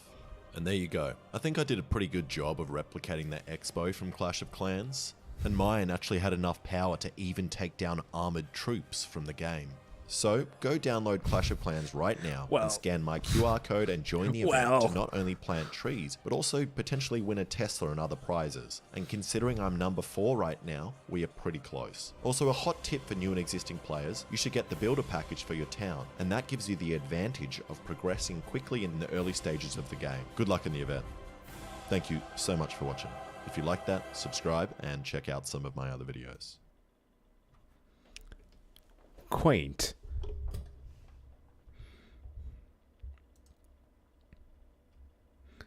I fear for what's gonna happen to that car in the future. Or any of those cars if they come across. If they keep on installing weird things on top of them. But that was funny. Okay. I think that I get a bit of that jackass spirit to this video. That was pretty fun.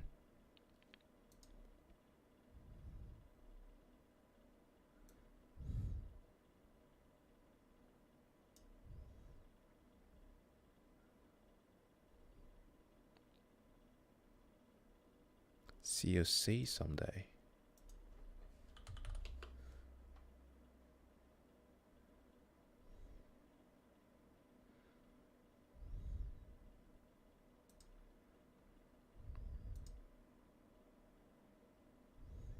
But that you mean? What's the abbreviation for?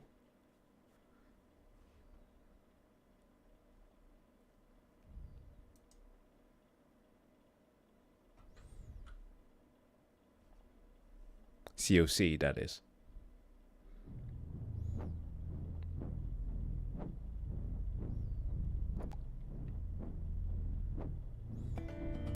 Alright, I'm jumping straight into, Clash of Clans. Of course. It is I who doesn't think. Jumping straight into some gameplay here, for the game that's been, set to make my neurons fire.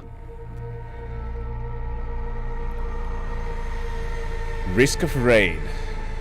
Never played neither the first version or, well, this one either.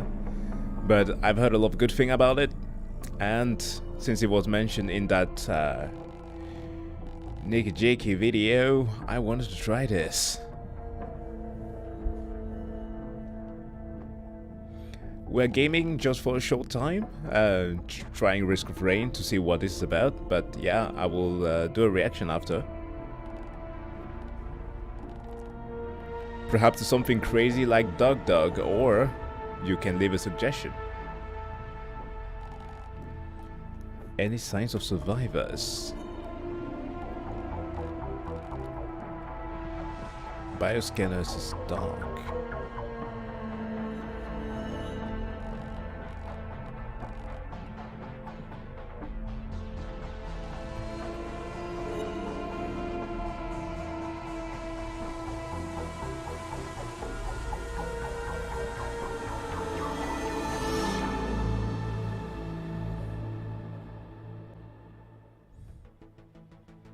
All right.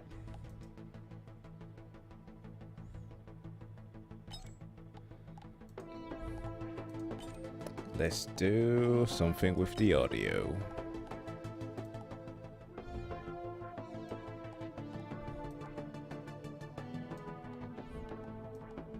Ooh, very synthwave. I love it. Keyboard mapping, jumping EQ, activate equipment, sprint control. I don't like when... Okay, shift. Shift is what? Utility skill. We can live with that. Let's try default. Alright, single player.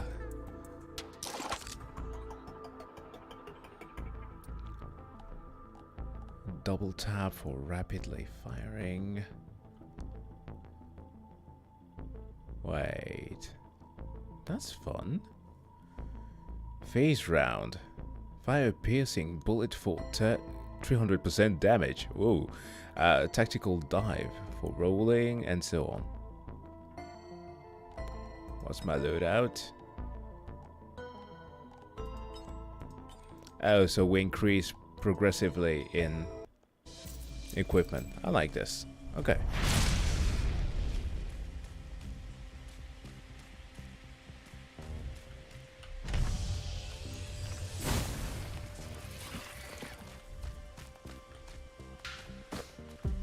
I acquire these things? Oh, boy. So, we just kill. Oh, wow.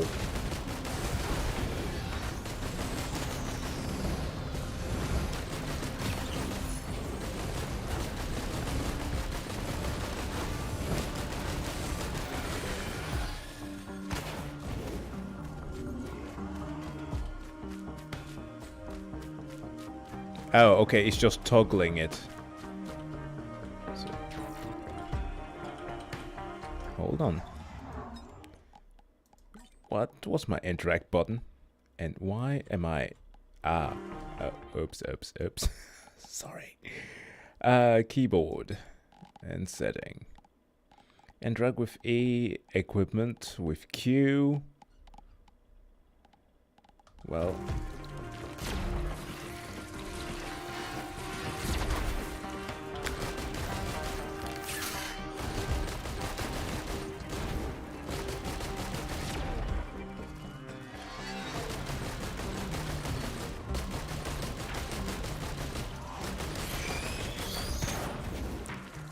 Okay, I just have to clean up the planet. Got it.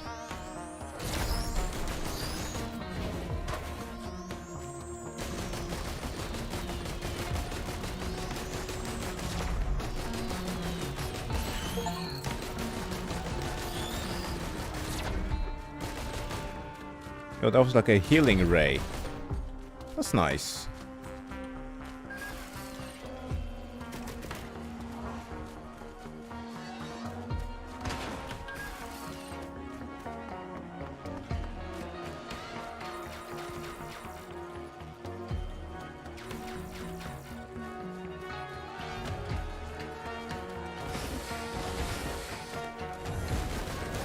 Oh, fudge.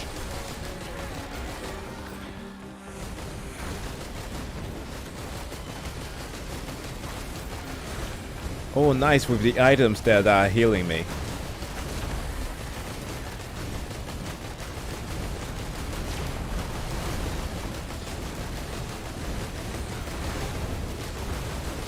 Oh, wow. Oh. Oh.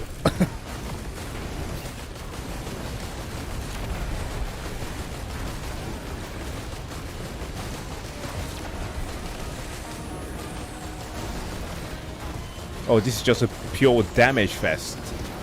I can get behind a game like this. It's all about learning the flow of it.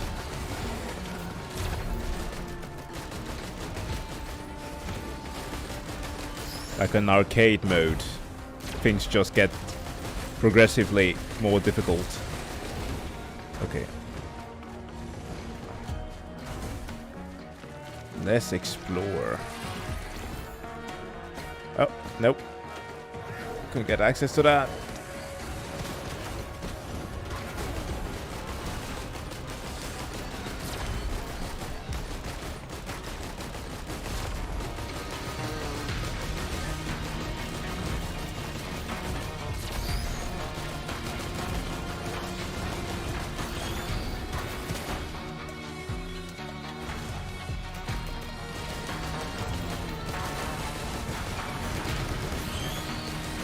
Ooh, those special skills.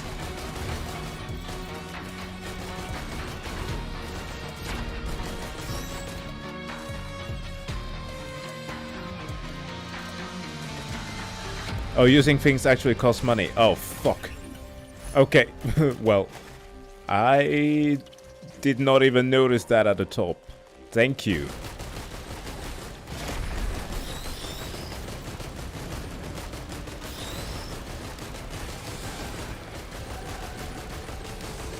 Oh, alright, so I need to search for those dollar bills then. Yee. Well, that's not nice.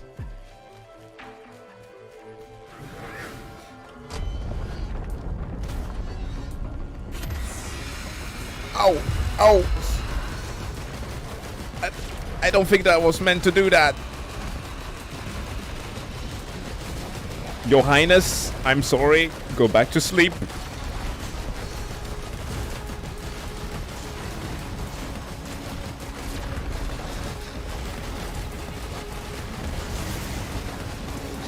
No, no, no, no, no, no! Ah, shit. Ah, well, that was the wrong dodge. How the hell did I get back up?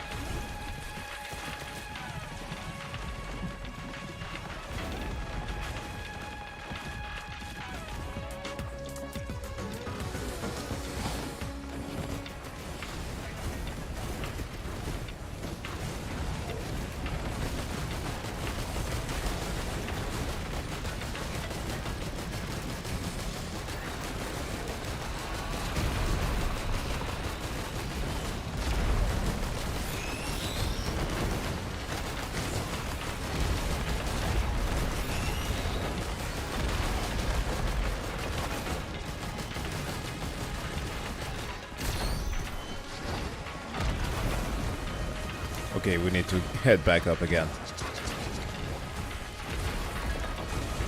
Okay, once I beat her, I get a special item. Let's try that.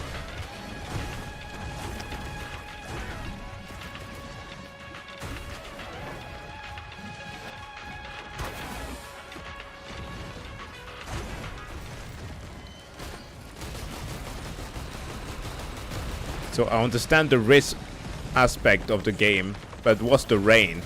Raining with enemies?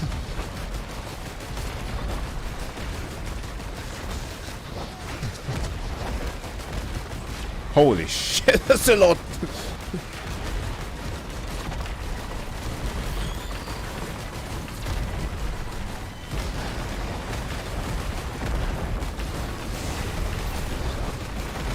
Guys, the general convention is at Tom's house. He has cookies.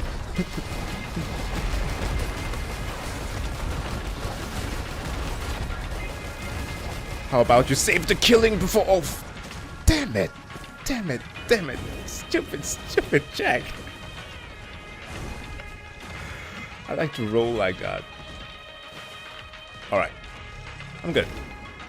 I imagined that that was spring, so that makes perfect sense.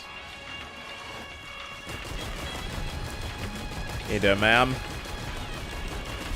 I bring gifts.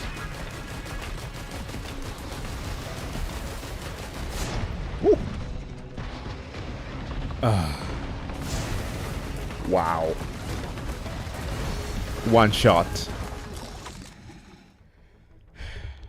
Okay. I was about to say that I brought gifts of the Remington kind, but she did not appreciate that. Let's try again.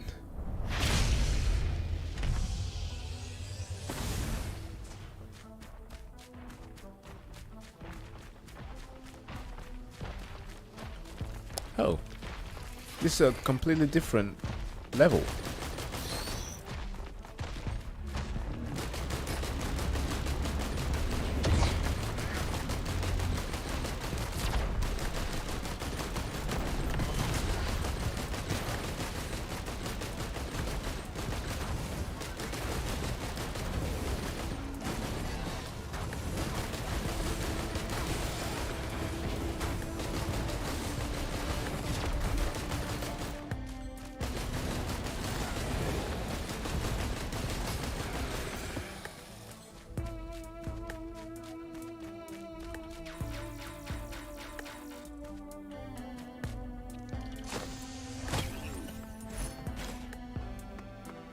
Alright. Healing orb on kill. Okay.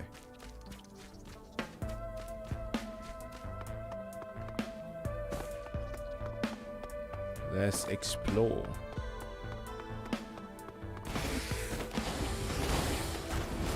I mean, this is the only way that I like procedurally generated things.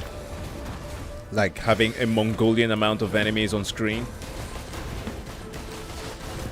That's the way it should be done.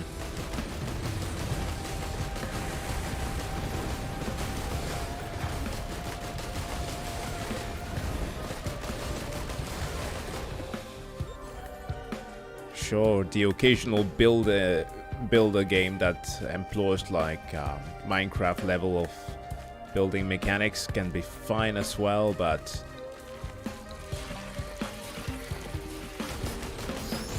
I like this better.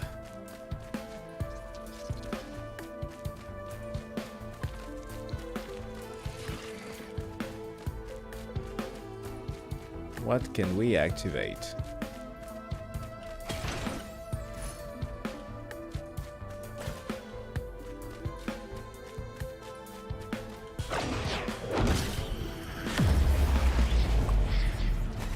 Ooh.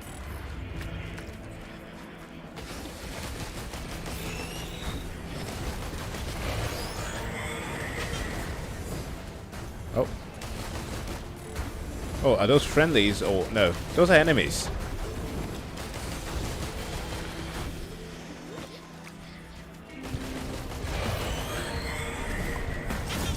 Oh. Damn it. What?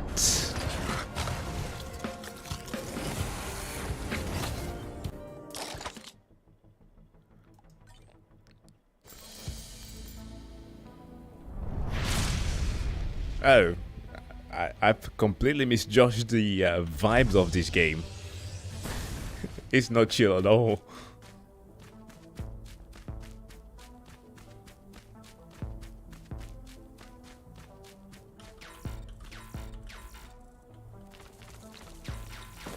Okay, it cost us.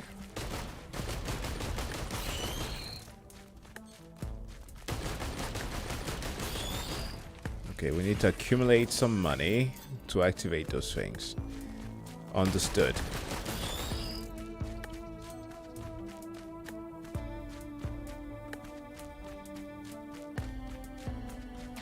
$40. Wait, why didn't I pick it up? Can't. Oh, it costs us. Oh, that's stupid.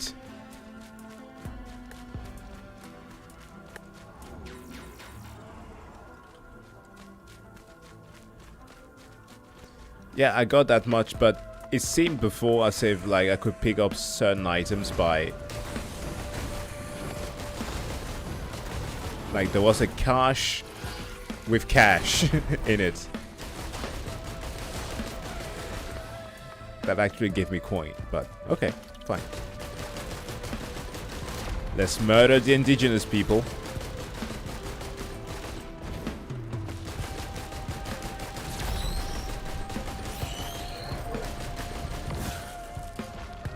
Yeah, I kind of saw that coming.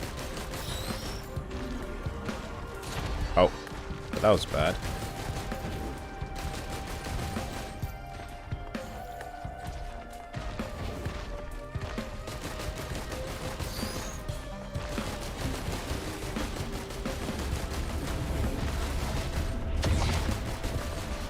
All these creatures with wacky designs make me think of a game that's been totally forgotten that came out this year. Atomic Heart. Who remembers that one? With the robot ladies that everybody was super hot for. That game is just dead.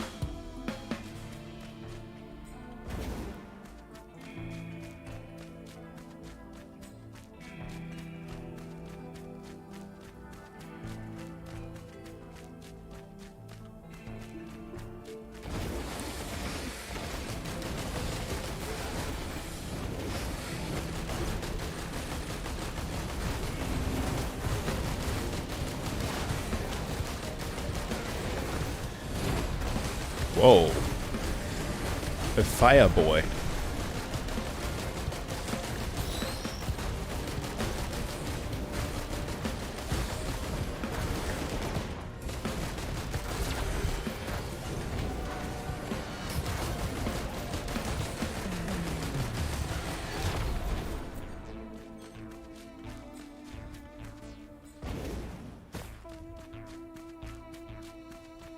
Actually, when I think about it, like in...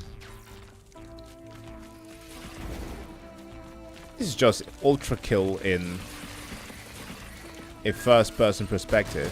Third person, sorry.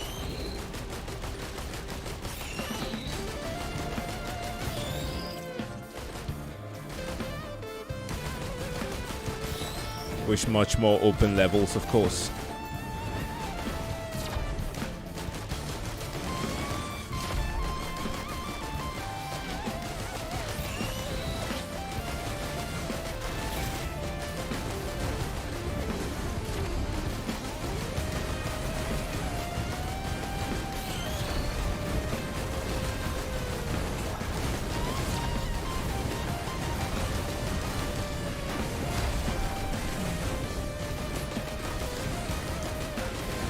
Well, can't touch this.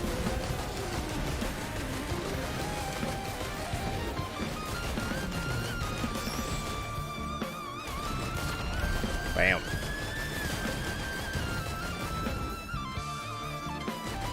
It's like a Sims jazz. The music is dope.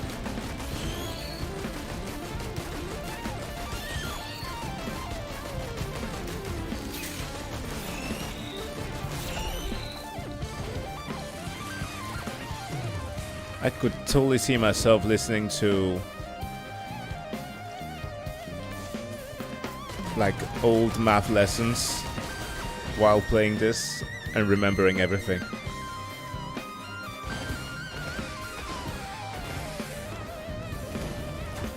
Oh, okay. I'll save my money then.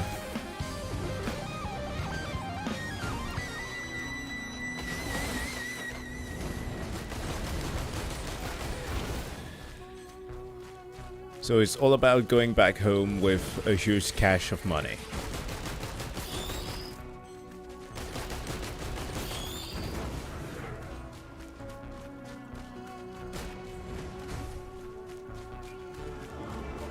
Okay, where's the teleporter then? That's the thing. Let's keep searching. Oh, fuck. Stop shooting at me.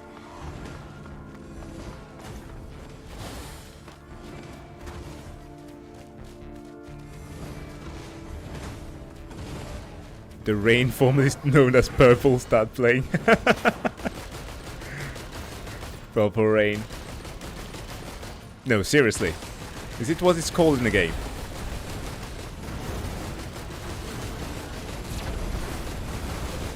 Oh, damn. Okay, there's a lot of them now. Oh, there's some behind me. I didn't even notice.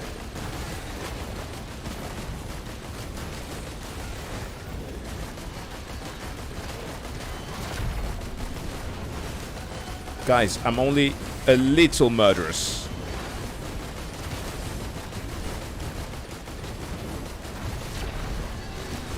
Don't you think it's a bit unfair? Couldn't you approach me like in Assassin's Creed? One by one?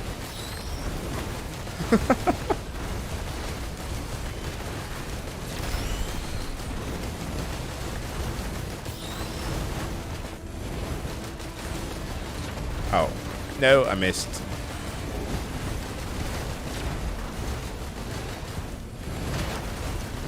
Lined up, line up, line up, line up.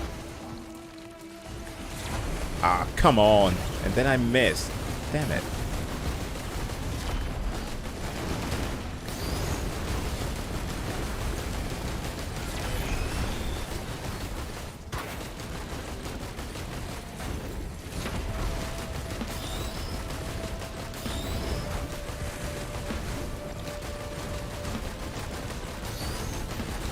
This one is special.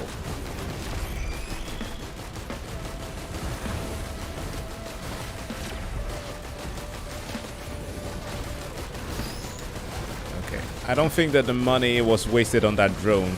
It keeping me alive has been good.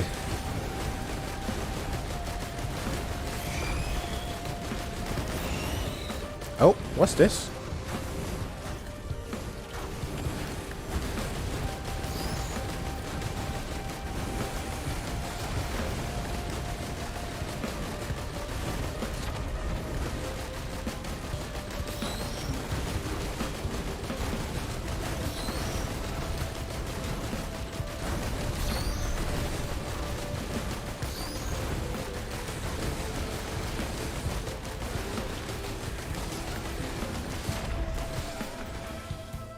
Good.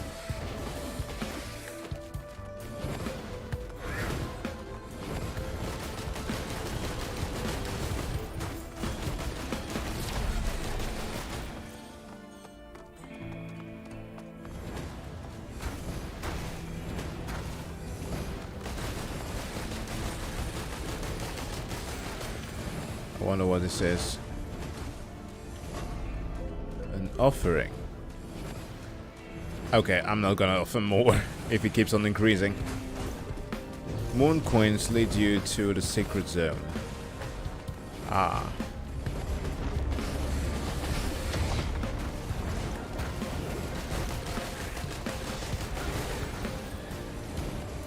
Well, I don't think that the secret zone is this way.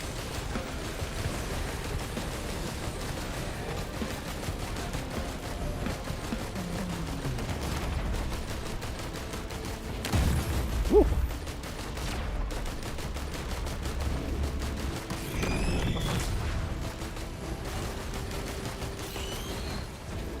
Oh, there it is. They summoned the queen.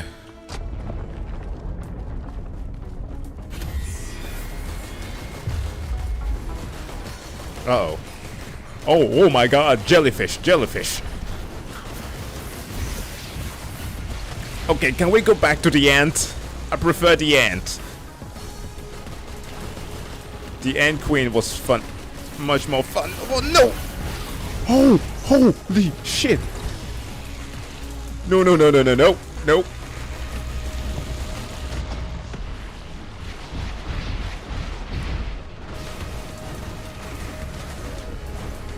I'm sorry, how am I supposed to survive that?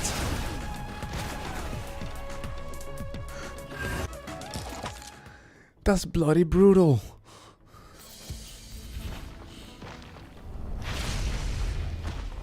Wow, spawns me right next to that guy. As Billy Butcher would have said, that was fucking diabolical.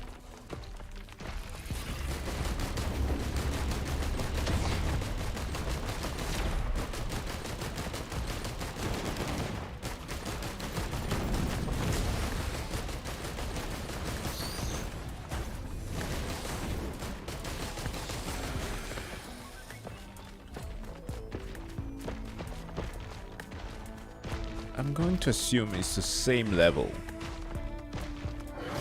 So we need to go down. Oh, it was somewhere here. Or perhaps it changes location?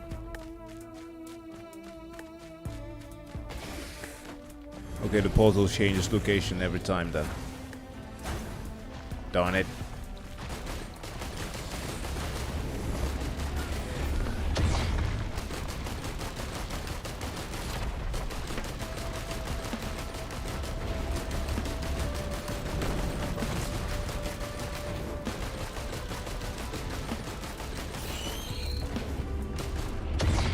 Oh.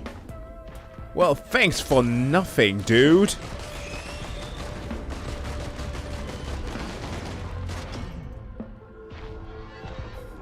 Okay, this is bad. Skill issues indeed. My L's are many with this one. Okay, please spawn me somewhere better. Well, an armored core kind of level. I'm not complaining.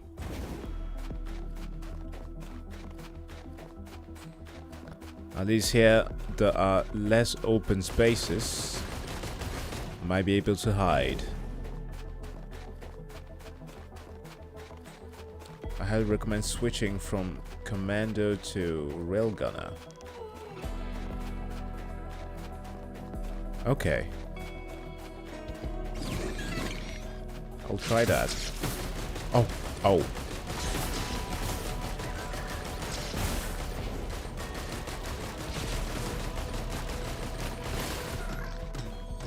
Acid Stingray. Steve Irwin will not have liked that.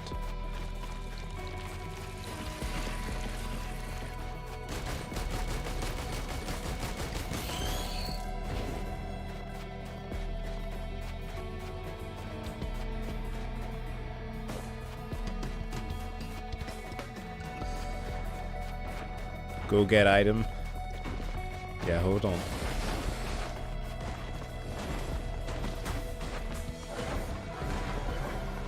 Oh. Oh, big boy can jump.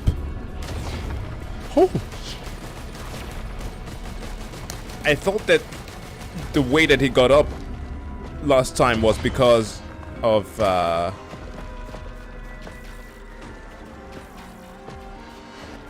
spring. Fuck me! Stop shooting at me like that!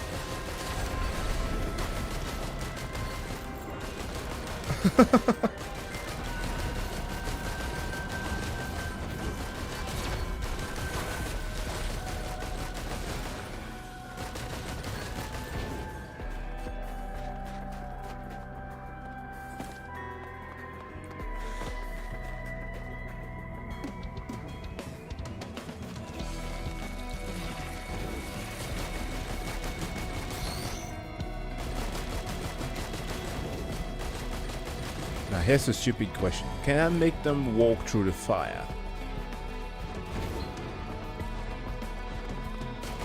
No?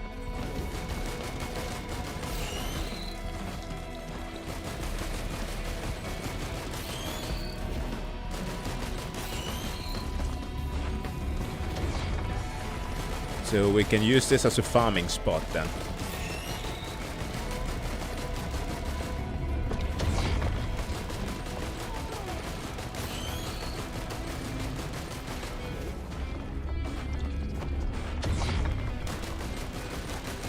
Perfect. We'll be farming.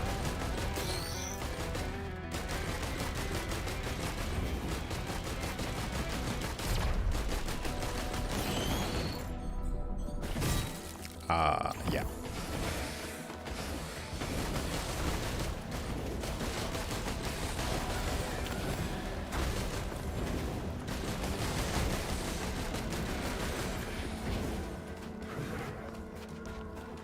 Yeah, Risk of Rain 2 I'm playing. Sorry, was getting a little bit too concentrated there.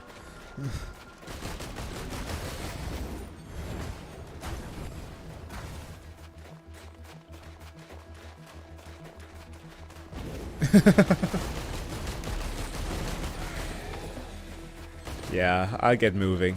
I'm not a camper either.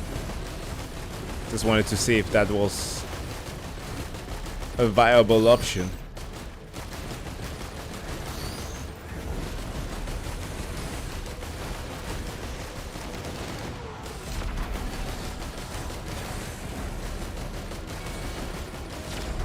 But also, I'm getting conflicting information here. Some are saying that I shouldn't spend my money on items, while others say that I should. Which one is it? Which do you recommend? Are there some that are more valuable than others?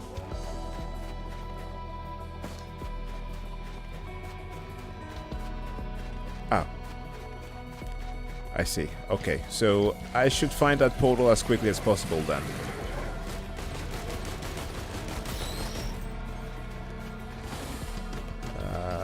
What do we have? Spend money. Well, spending we should.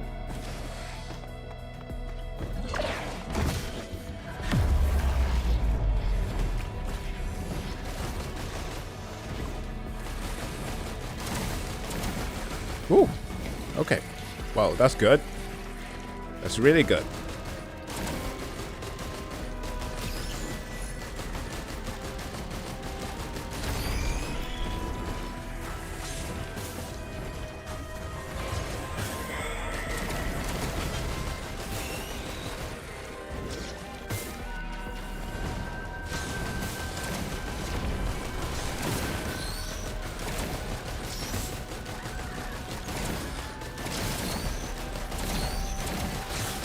Whoa.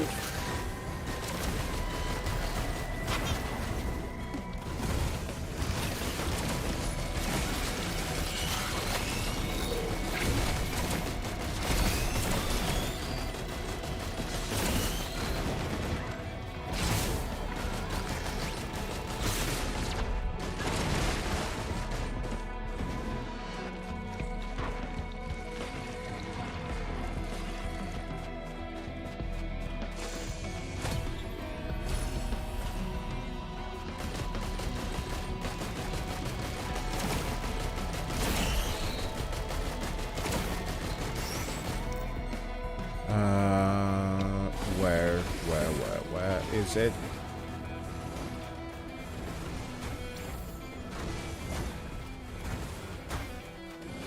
big boxes with the floating items is a recycling bin. Okay. Perhaps I should get higher up. Instead of going further down. Can you boost upwards? Yes, you can. Nice.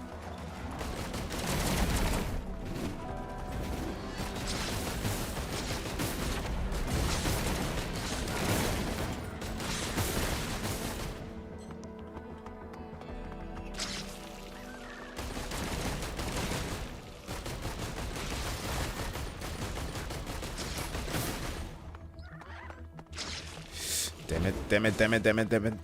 Health. Regen, please. Faster.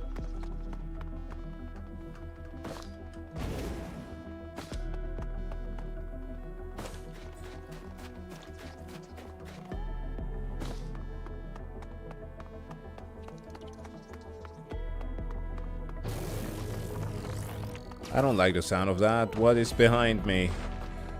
Making that sound. Oh. It's underneath me, I guess.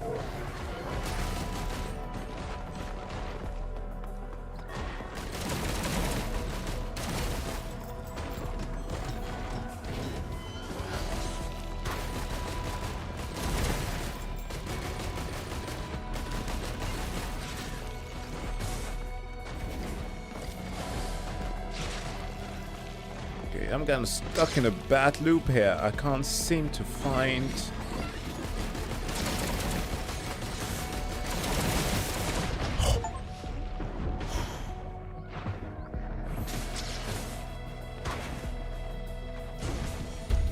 Damn it!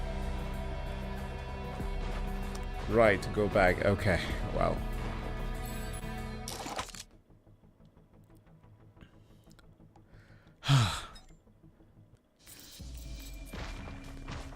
Let's try again. This is my first time playing Risk of Rain. I've never played the first one nor this version and I almost died.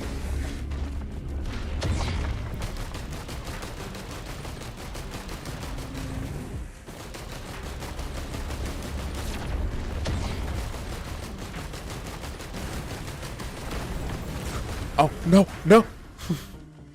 Ah. I mean, who spawned somebody here?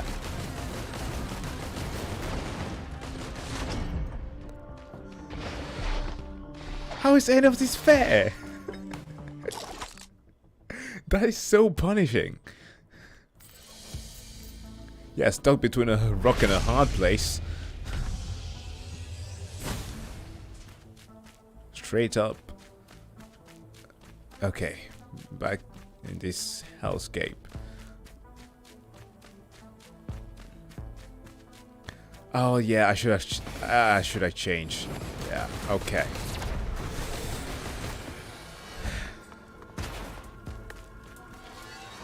Okay, last attempt with this one, then we'll change.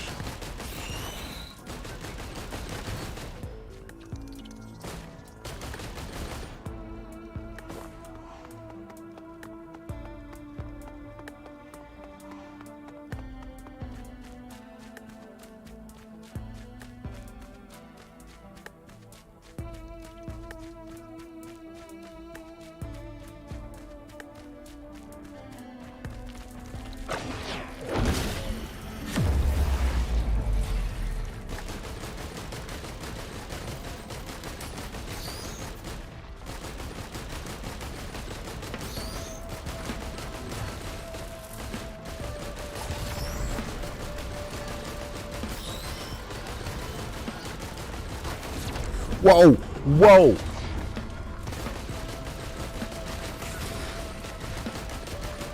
Who summoned you, bruv?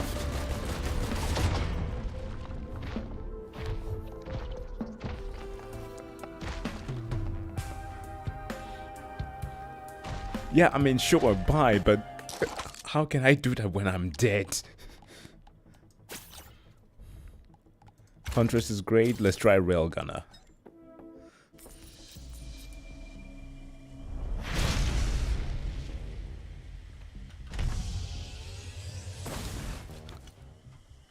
Okay, I was recommended Railgunner first. We're gonna see how this dude fares.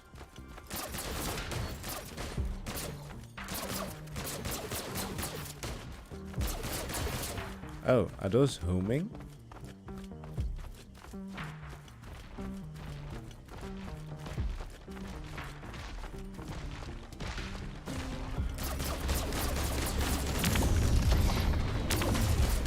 Oh, what the hell?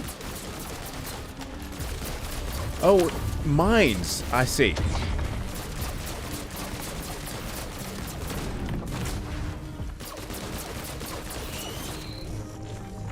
Okay, yeah. I guess the traditional roguelike will dictate that I use the previous character.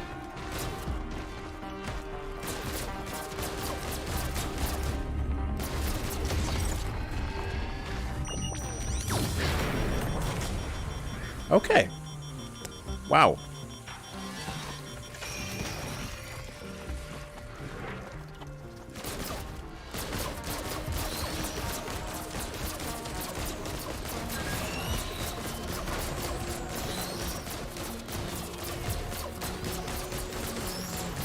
That one's for the big boys, eh?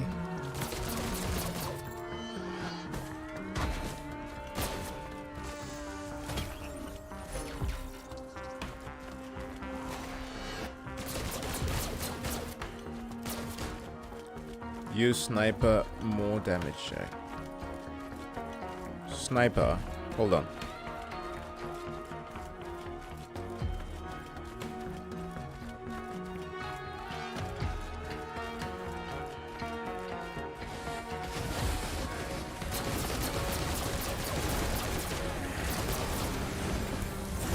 Ah, that way.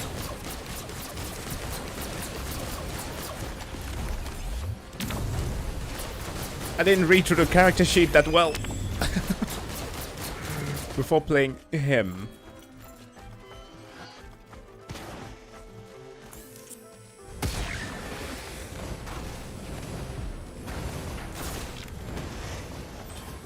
But also it takes time to recharge. But then you just need to make sure that they line up. Alright. I get it. At least I think I do. Come on, follow me up here.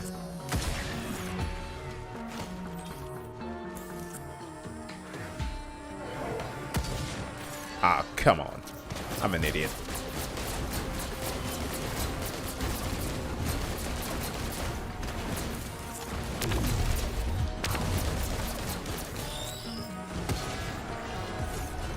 What?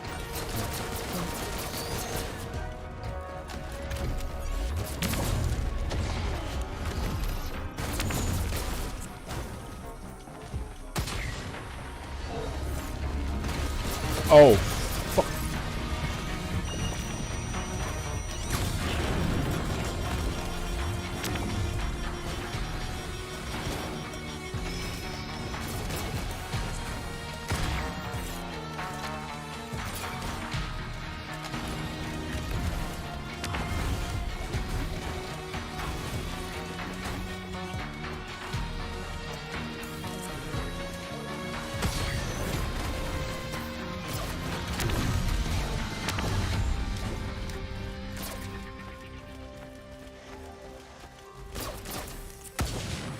Ah, shit.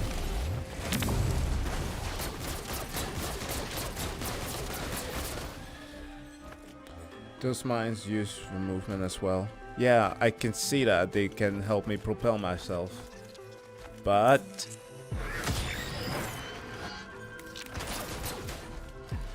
kinda stuck.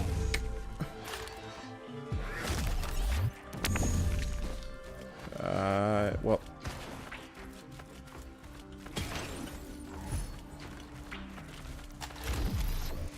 No. Oh, come on. Did not mean to do that.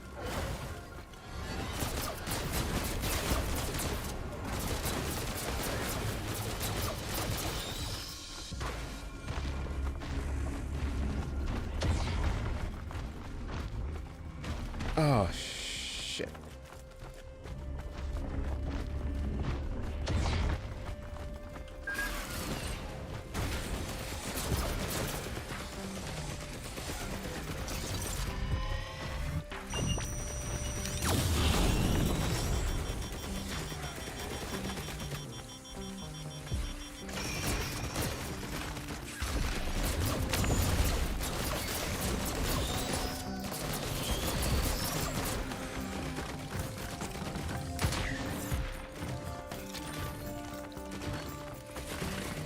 Nice with a turret. That was very helpful.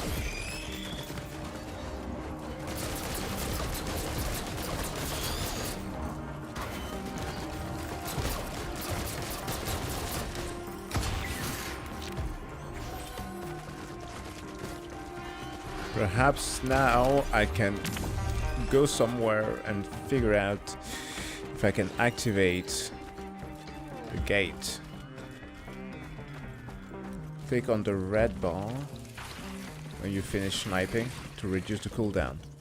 Ah. Helpful tips. Thanks.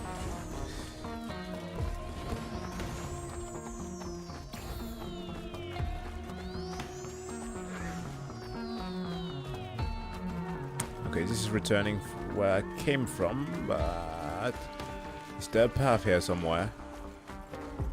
I must... No. No. No.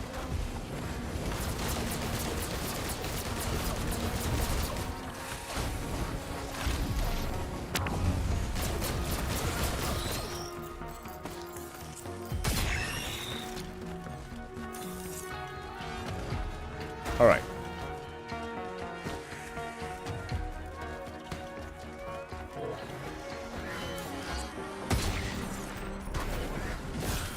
No, no, no, no, no, no.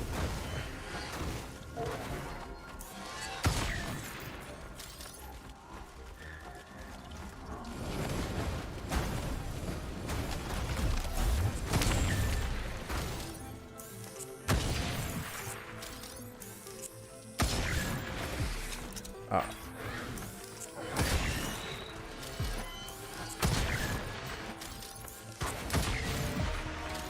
I'm learning.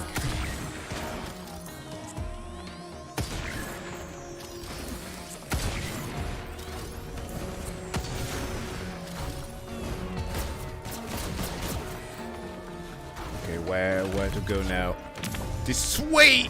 Oh. Okay, back up. Back up.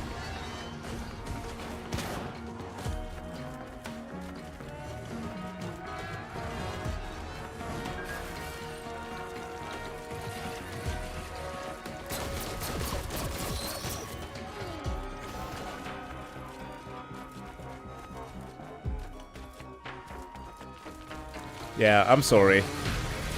You're gonna have to endure the pain a little bit.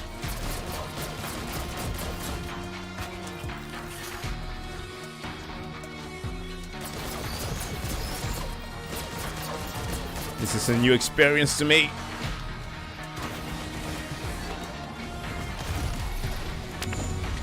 It's like that first time ultra kill. Nothing makes sense.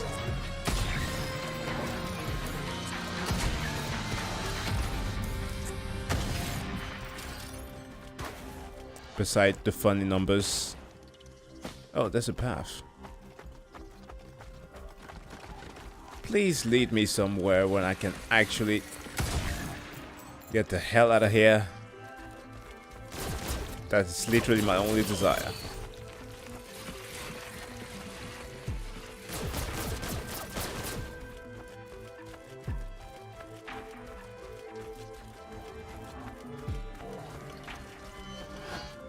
Oh, finally, I found it. Okay. Oh, no. Oh, finally finds it, falls to the ground.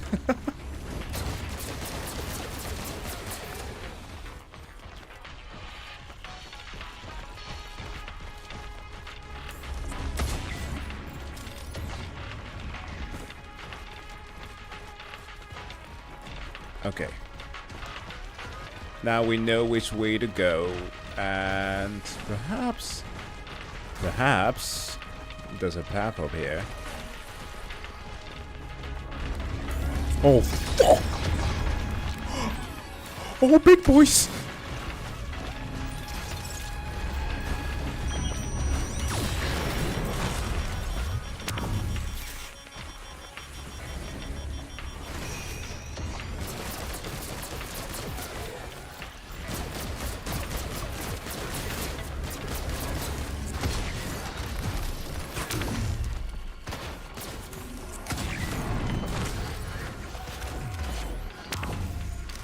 No, no. Oh, I'm so dead.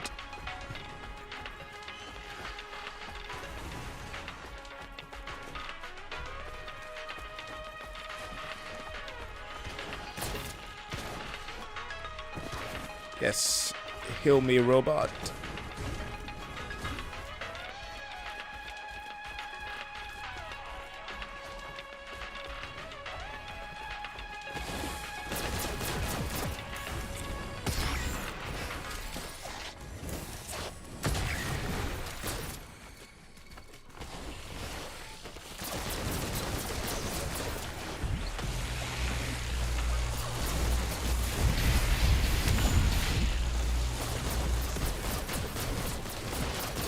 Wait, is it also damaging those things? Because it's so dope.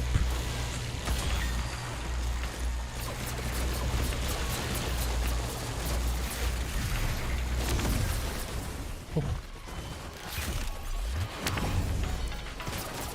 Yep.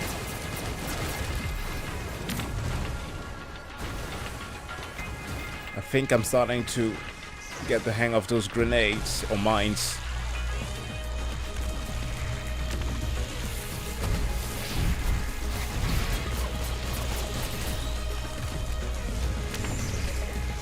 Oh, no, no, no, no. Oh.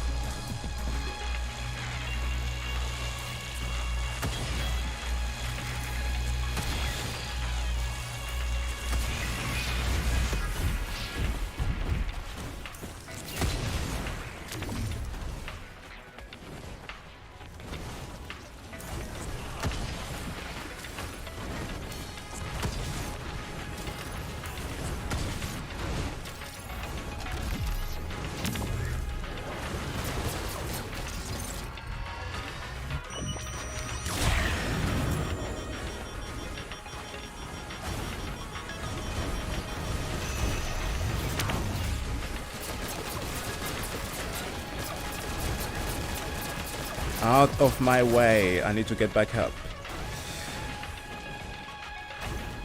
Shoot the R at the boss. Yeah. Okay.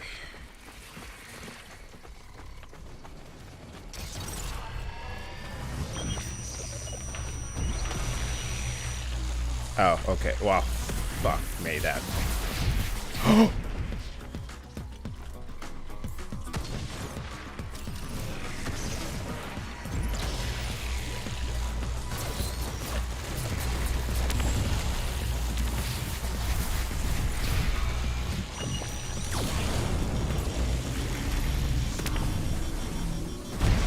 Whoa! That was glorious. Oh, oh, oh! No, no, no, no, no, no, no! Don't die! Don't die! Please! We've gone so far.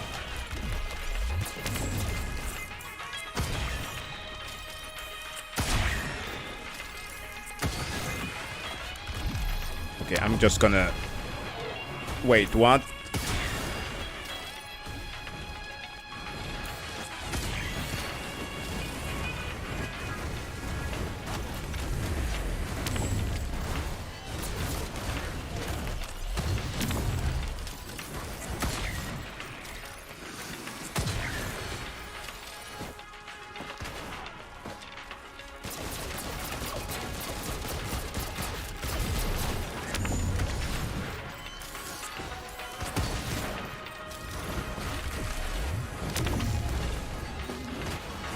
Okay, let's move forward.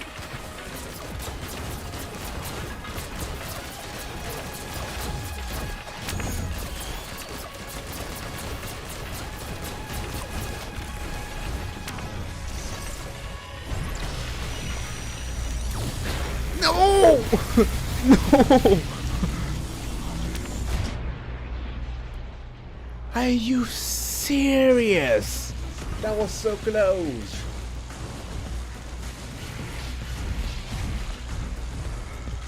Okay, Risk of Rain is fantastic.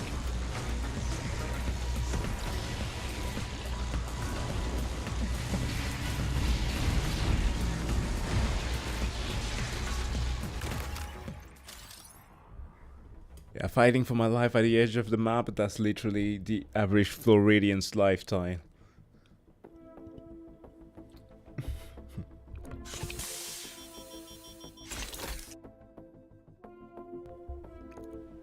Holy shit, I like this game.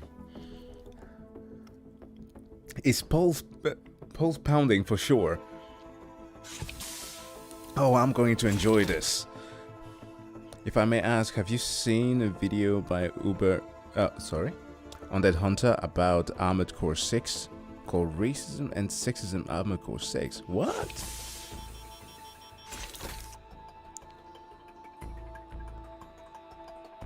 That's a weird ass title, but sure, I'm gonna watch it.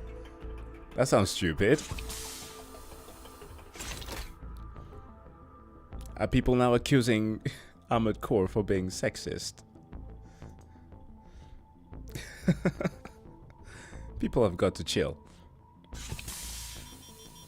I should make that into a series, just telling people to chill on certain topics.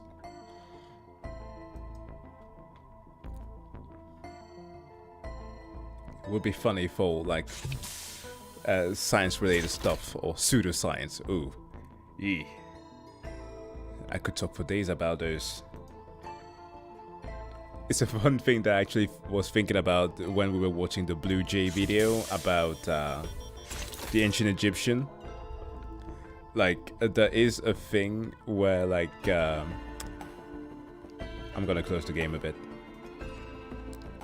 Some people thought that Nikola Tesla was at least predicted how the people who created the pyramid were an ancient civilization of people. Because some people just couldn't realize the fact that, or at least couldn't fathom that the actual North Pole is not the actual North Pole. I'm sorry, I'm gonna play it another time. I wanted to watch one last recommendation that's been given to me. But yeah, I'm definitely going to be playing this more on stream. Jesus Christ, this was good. But yeah, that was just concerning a whole thing about Tesla and some of the ancient Egyptian signs that were resembling his semiconductors. And then everybody just started to make the weirdest theories. Like, people are crazy. Anyways, sorry for the weird tangent. What was on the list here? Let me see. There was something on. Oh yeah, Doug.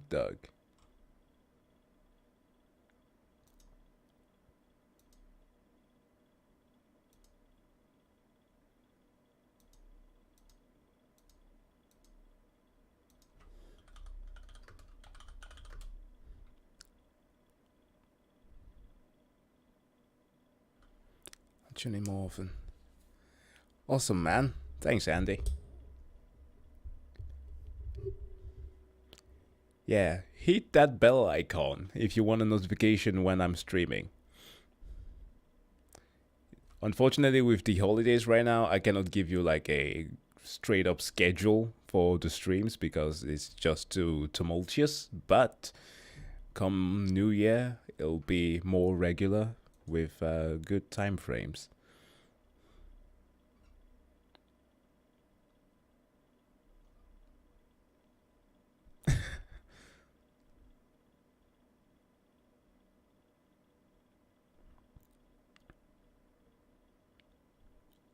Hey, Ariane.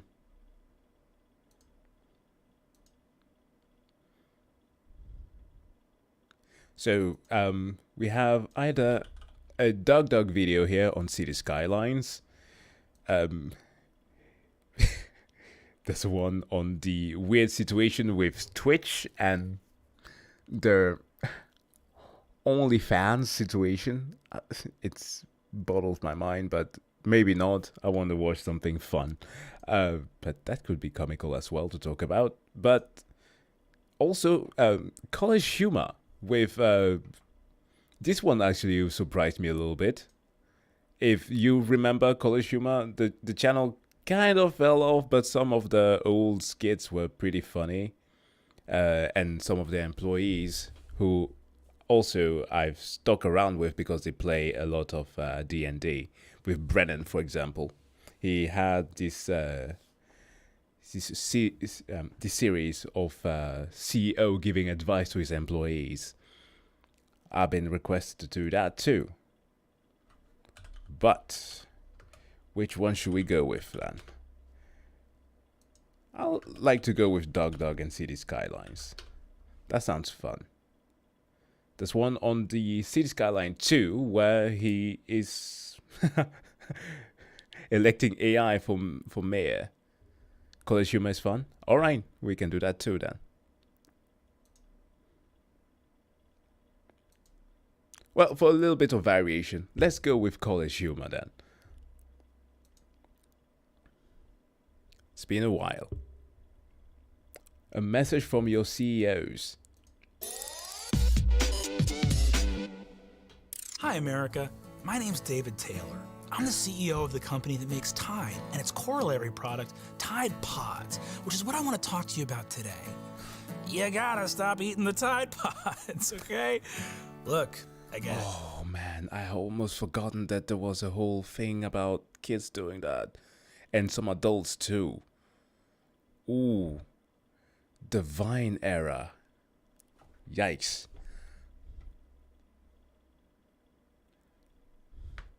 Thanks, Ian. That was fun.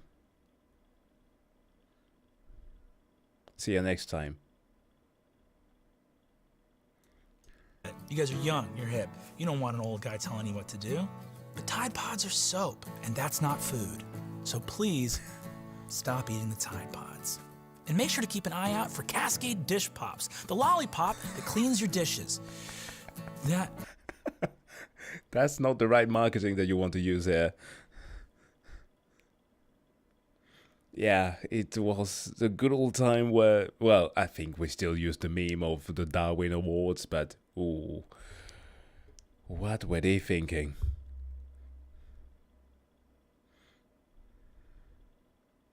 Yes, and that was the weirdest thing, doing it for the memes. Like, you're gonna end up in the ER for the memes. Can we stop? Sorry, are we calling it a lollipop? I'd love to see one if I could. Just get it, if we can find one in. Yeah. Our company has been innovating new products since it was founded, and we're proud to continue that tradition with our Vicks VapoRub Winter Blast gum-flavored bonbons. Yeah, they don't do themselves a good service by shaping things this way. Like, I understand adults thinking. No, sorry, that's the reverse. I understand children conflating those with bonbons or candy. But adults, come on. It really doesn't help the design there. It doesn't. That's why we have like those like generic ones like in a plastic package that is like straight up square and it stinks of soap from a distance.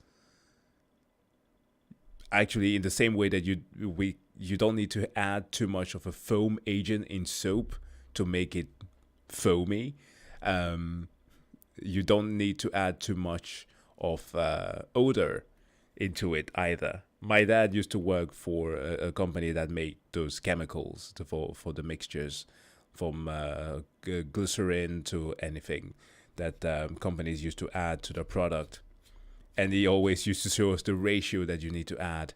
And it's minuscule.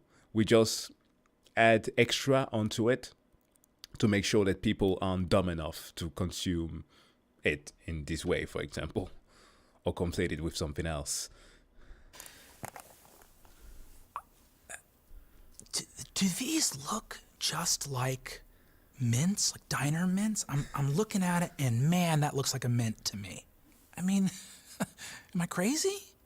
No. Same as Tide Pods? What do you mean the same as Tide Pods? I also don't understand, now that we're talking about it, what does gum flavored mean in this context? Bubble gum flavored? Gum tastes like anything. We're gonna get our fucking ass handed to us in court.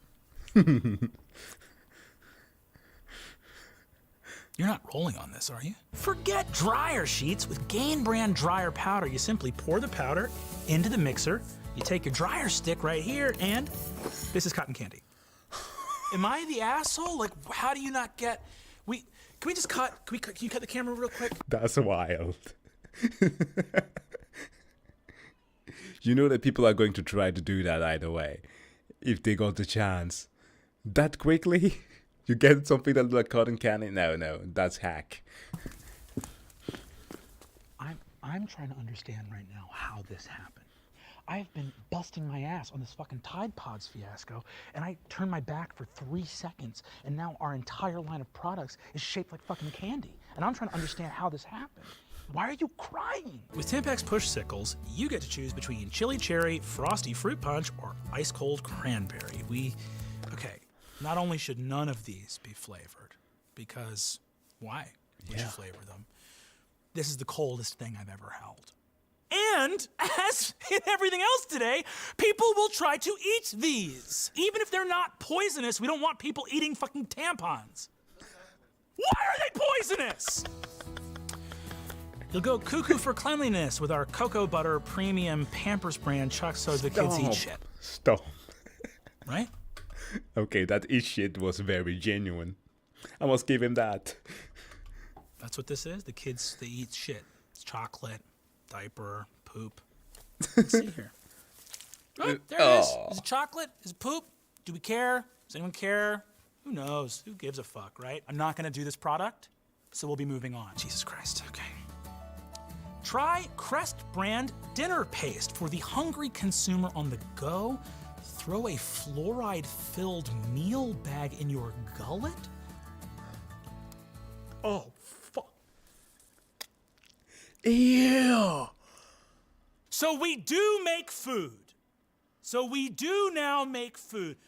Meal bag. That's disgusting. I'll kill you. It doesn't matter if we make the day, because none of this is going to be usable. Do you understand? That's a hamburger. It's a razor. That's a razor. Oh, come on. That's a Gillette razor. Bring me shaving cream right now. And if it doesn't shave my face, it's your ass. You get that, right? Here we go.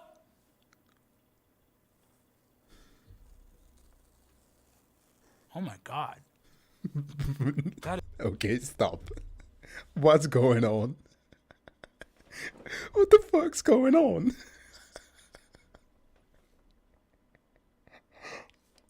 Wow. It's a killer shave. That is like baby's bottom smooth. The other stuff I don't know about, but the hamburger is working for me. Hi, America. My name is Brian Hatt, and I'm the CEO of ABC. Our company has always sought to produce wholesome, original... Yeah, the delivery is killing it. That's the best part. It feels so genuine. content that brings people together across the aisle. But recently, we've had a couple big misses. Roseanne, Last Man Standing, these were attempts at bringing us together that ultimately couldn't connect with our core values. For that, we apologize. Moving forward, we want to prove... Ooh, Roseanne, she had some very distasteful takes on things. No, they're not just putting razors in the burgers. The burger is the razor. ...to you that we are redoubling our efforts to create programming that speaks to the heartland while not attacking the very core of human decency. So thanks for watching, and make sure to tune in for this fall's newest sitcom, Baby Immigrant, starring Adam Carolla, Ted Nugent, and Jeff Dunham.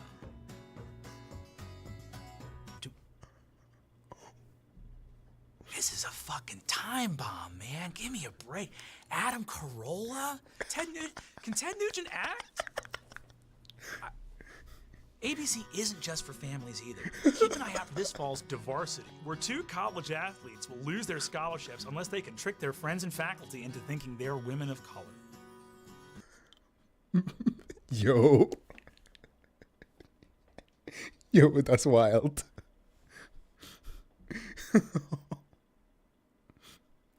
Yeah, with the guy who literally cannot see color because he's colorblind. Right? This is during the time where he was doing those with the fake glasses. The fake colorblind glasses. Oh god. Who agreed to be in this show? Logan Paul? The sweaty guy from the Charlotte. ABC's more than just comedy. Our new soap opera, Blue Lives to Live, tells the story of a police precinct full of romance, betrayal, and the one woman brave enough to delete over 300 hours of body cam footage. Well, in the least, it wasn't the one who ran a train on in her police station. So, I guess it's an improvement somehow. We're fucked! We're fucked, man! We're fucked! Tell me we have something that will not cause a boycott. A reboot? Oh no. Family Matters. It's a blast from the past. No. Listen. You don't touch Family Matters. I mean, I'll be American, okay? But that's the lifeblood of so many people. We grew up on that shit. Like, there are certain things that you should not touch.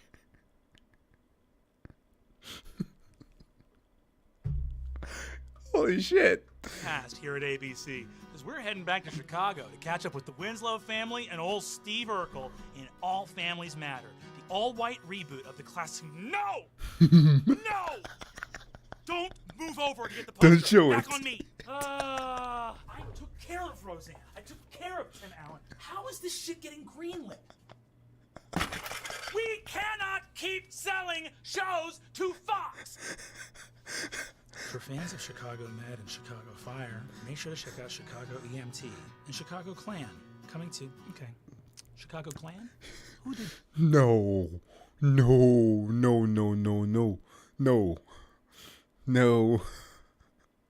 Chicago Clan.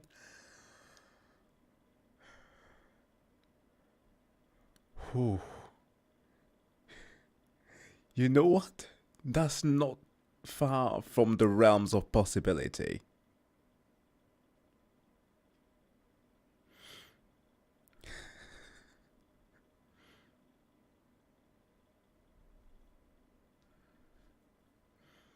Holy shit. Did this show test well with? Can I see the demo information, please? Thank you. Okay, so I've noticed something. This survey was conducted at a Klan rally. Do you think that there's a problem with that? Marking our first foray into press... Actually, I want to know, why is chat spamming YouTube L?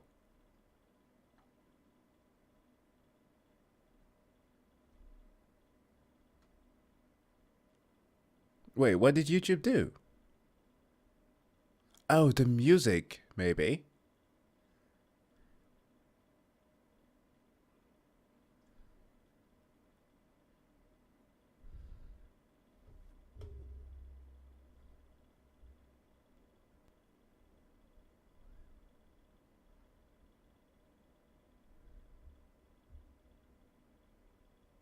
No, I'm live on YouTube, guys.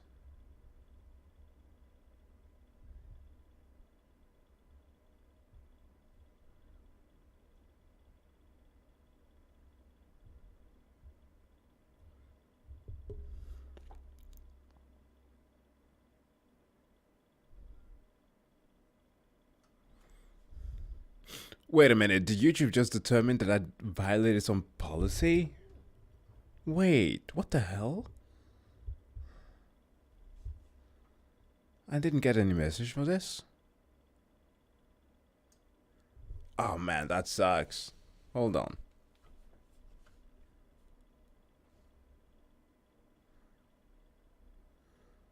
Oh, that's the unfortunate part of the stream sometimes. You don't get notified for this.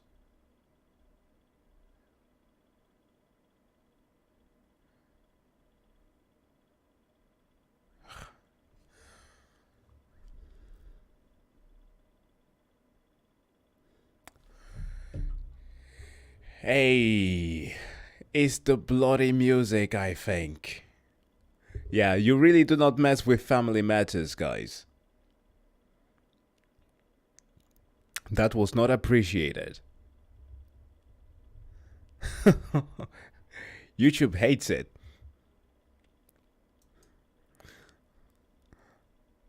I like how one of the comments was that existing is the violation of policy.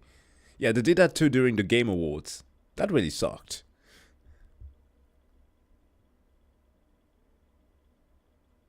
Yeah, I don't know the violation either. I was just notified that gotta put a pause on the stream.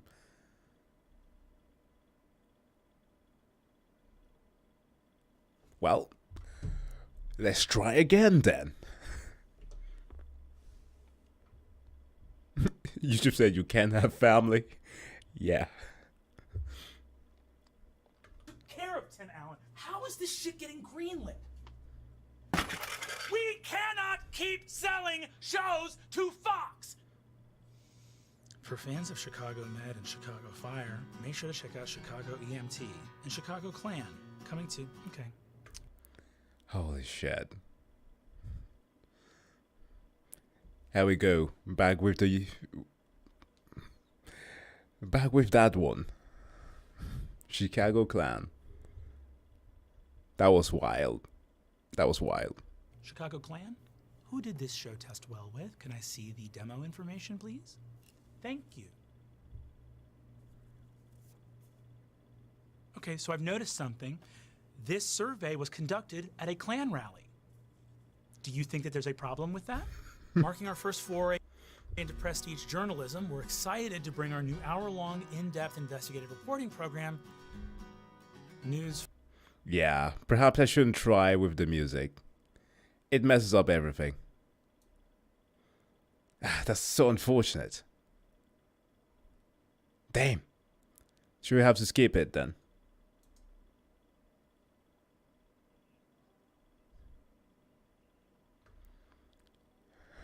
Mel Gibson and any blonde woman.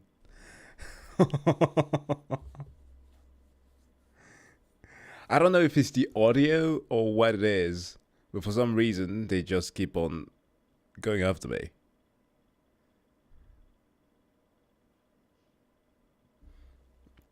Well, the vid's about CEOs. Well, a message from your CEOs where they are trying to mitigate the crazy stuff that is put out there in form of shows.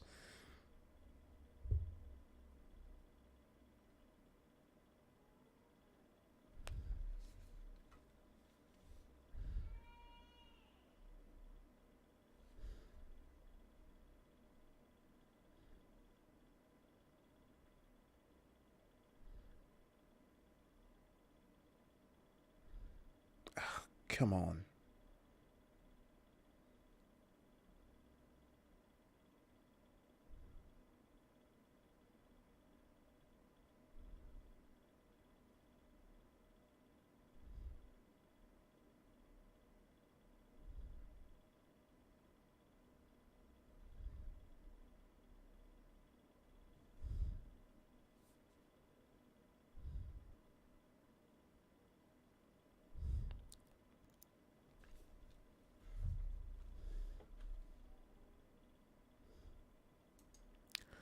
Well, you know what, guys? I don't think that we're gonna be able to continue doing this.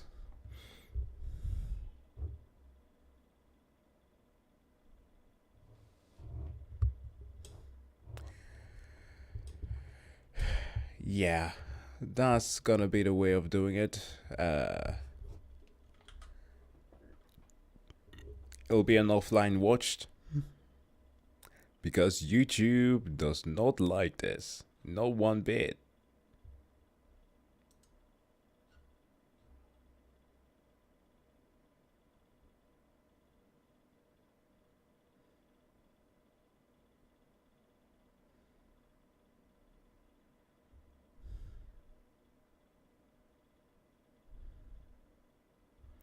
Yep, I think that we should go to one of our favorite content creators instead, Doug, and watch his City Skyline video. That should be just as funny.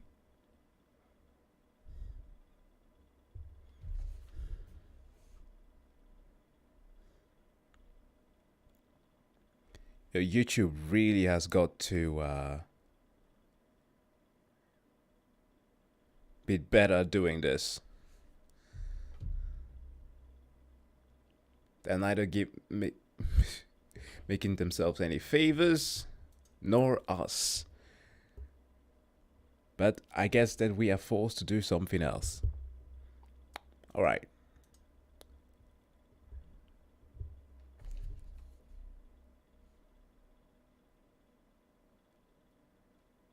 And now I get a notification that the stream was stopped. Oh man, this is bad. Like, how come they not be able to fix the bots instead of, like, shutting down the stream? College humor was the friends that we made along the way? Certainly. Alright, well, we're gonna shift then to something completely different. City Skyline, but I elected an AI as the mayor. This is from Doug, a friend of the channel, so please do make sure to go and subscribe to the man. Pretty funny, good programmer, and yeah, let's watch what he has done this time on this sequel of City Skylines.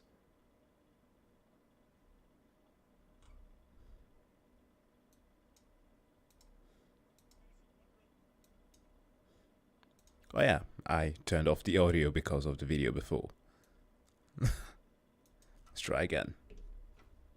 You know, a lot of people are unhappy with today's politicians, and some have even wondered if in the future artificial intelligence could actually do a better job of running our cities. Well, today, I'm going to put that to the test, because I've assembled a team of 15 different AI mayors who are going to instruct me how to build a brand new city in City Skylines 2. Each AI mayor is going to get 5 minutes to develop the city however they see fit, and after 10 mayors have served, we'll bring in my friend Parcher, who's going to see how their city compares to the one that Twitch chat built.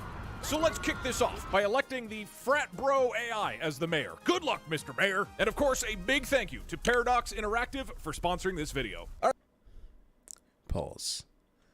Gonna do a little bit of a flip here. Not too used to having the dog cam. Alright, let's go. All right, Mr. Mayor, welcome to the job. We've got a blank canvas for this city. A big open patch of grass and one river running through the middle. What would you like to do to kick this off? Yo, thanks, dude. Yo! So, first thing first, let's put like a massive statue of my buddy Chad right in the center. That dude knows how to party. Okay, I can do that. Also, let's ditch that river and replace it with a giant slip and slide for citywide slide parties. We don't need to replace the... That's fine. Yes, sir! Okay, I'll make a statue, I guess. This is apparently a statue of Chad. This is Chad playing basketball. And then I need to get rid of the river. I don't even know how to do that. Can I just fill it? Oh god, that's too much. Wait, no, this is way too... Oh, shit. I don't know how else to get rid of the river. This technically gets rid of it. I don't want to slip and slide on that. It'll be fun. You're gonna be fine. How do I put water in it? Water park?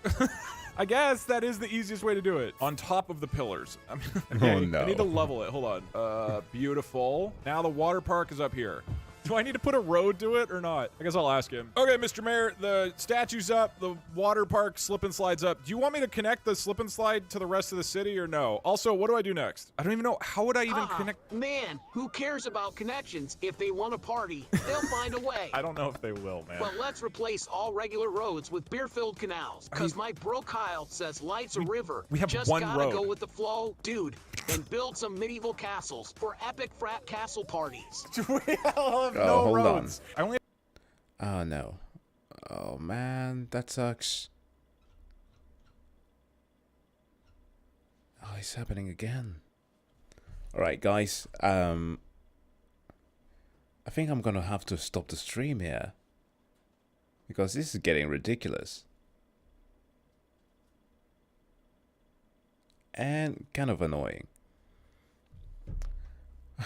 Alright, I think we should do this for perhaps tomorrow or in a couple of days. Let's try this again.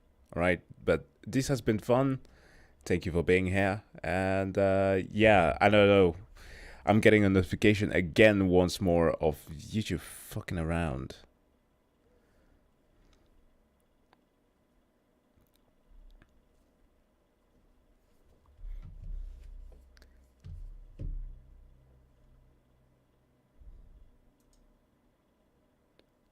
Yeah, I can see on my feed that it's fine, but I don't know why I'm getting yet another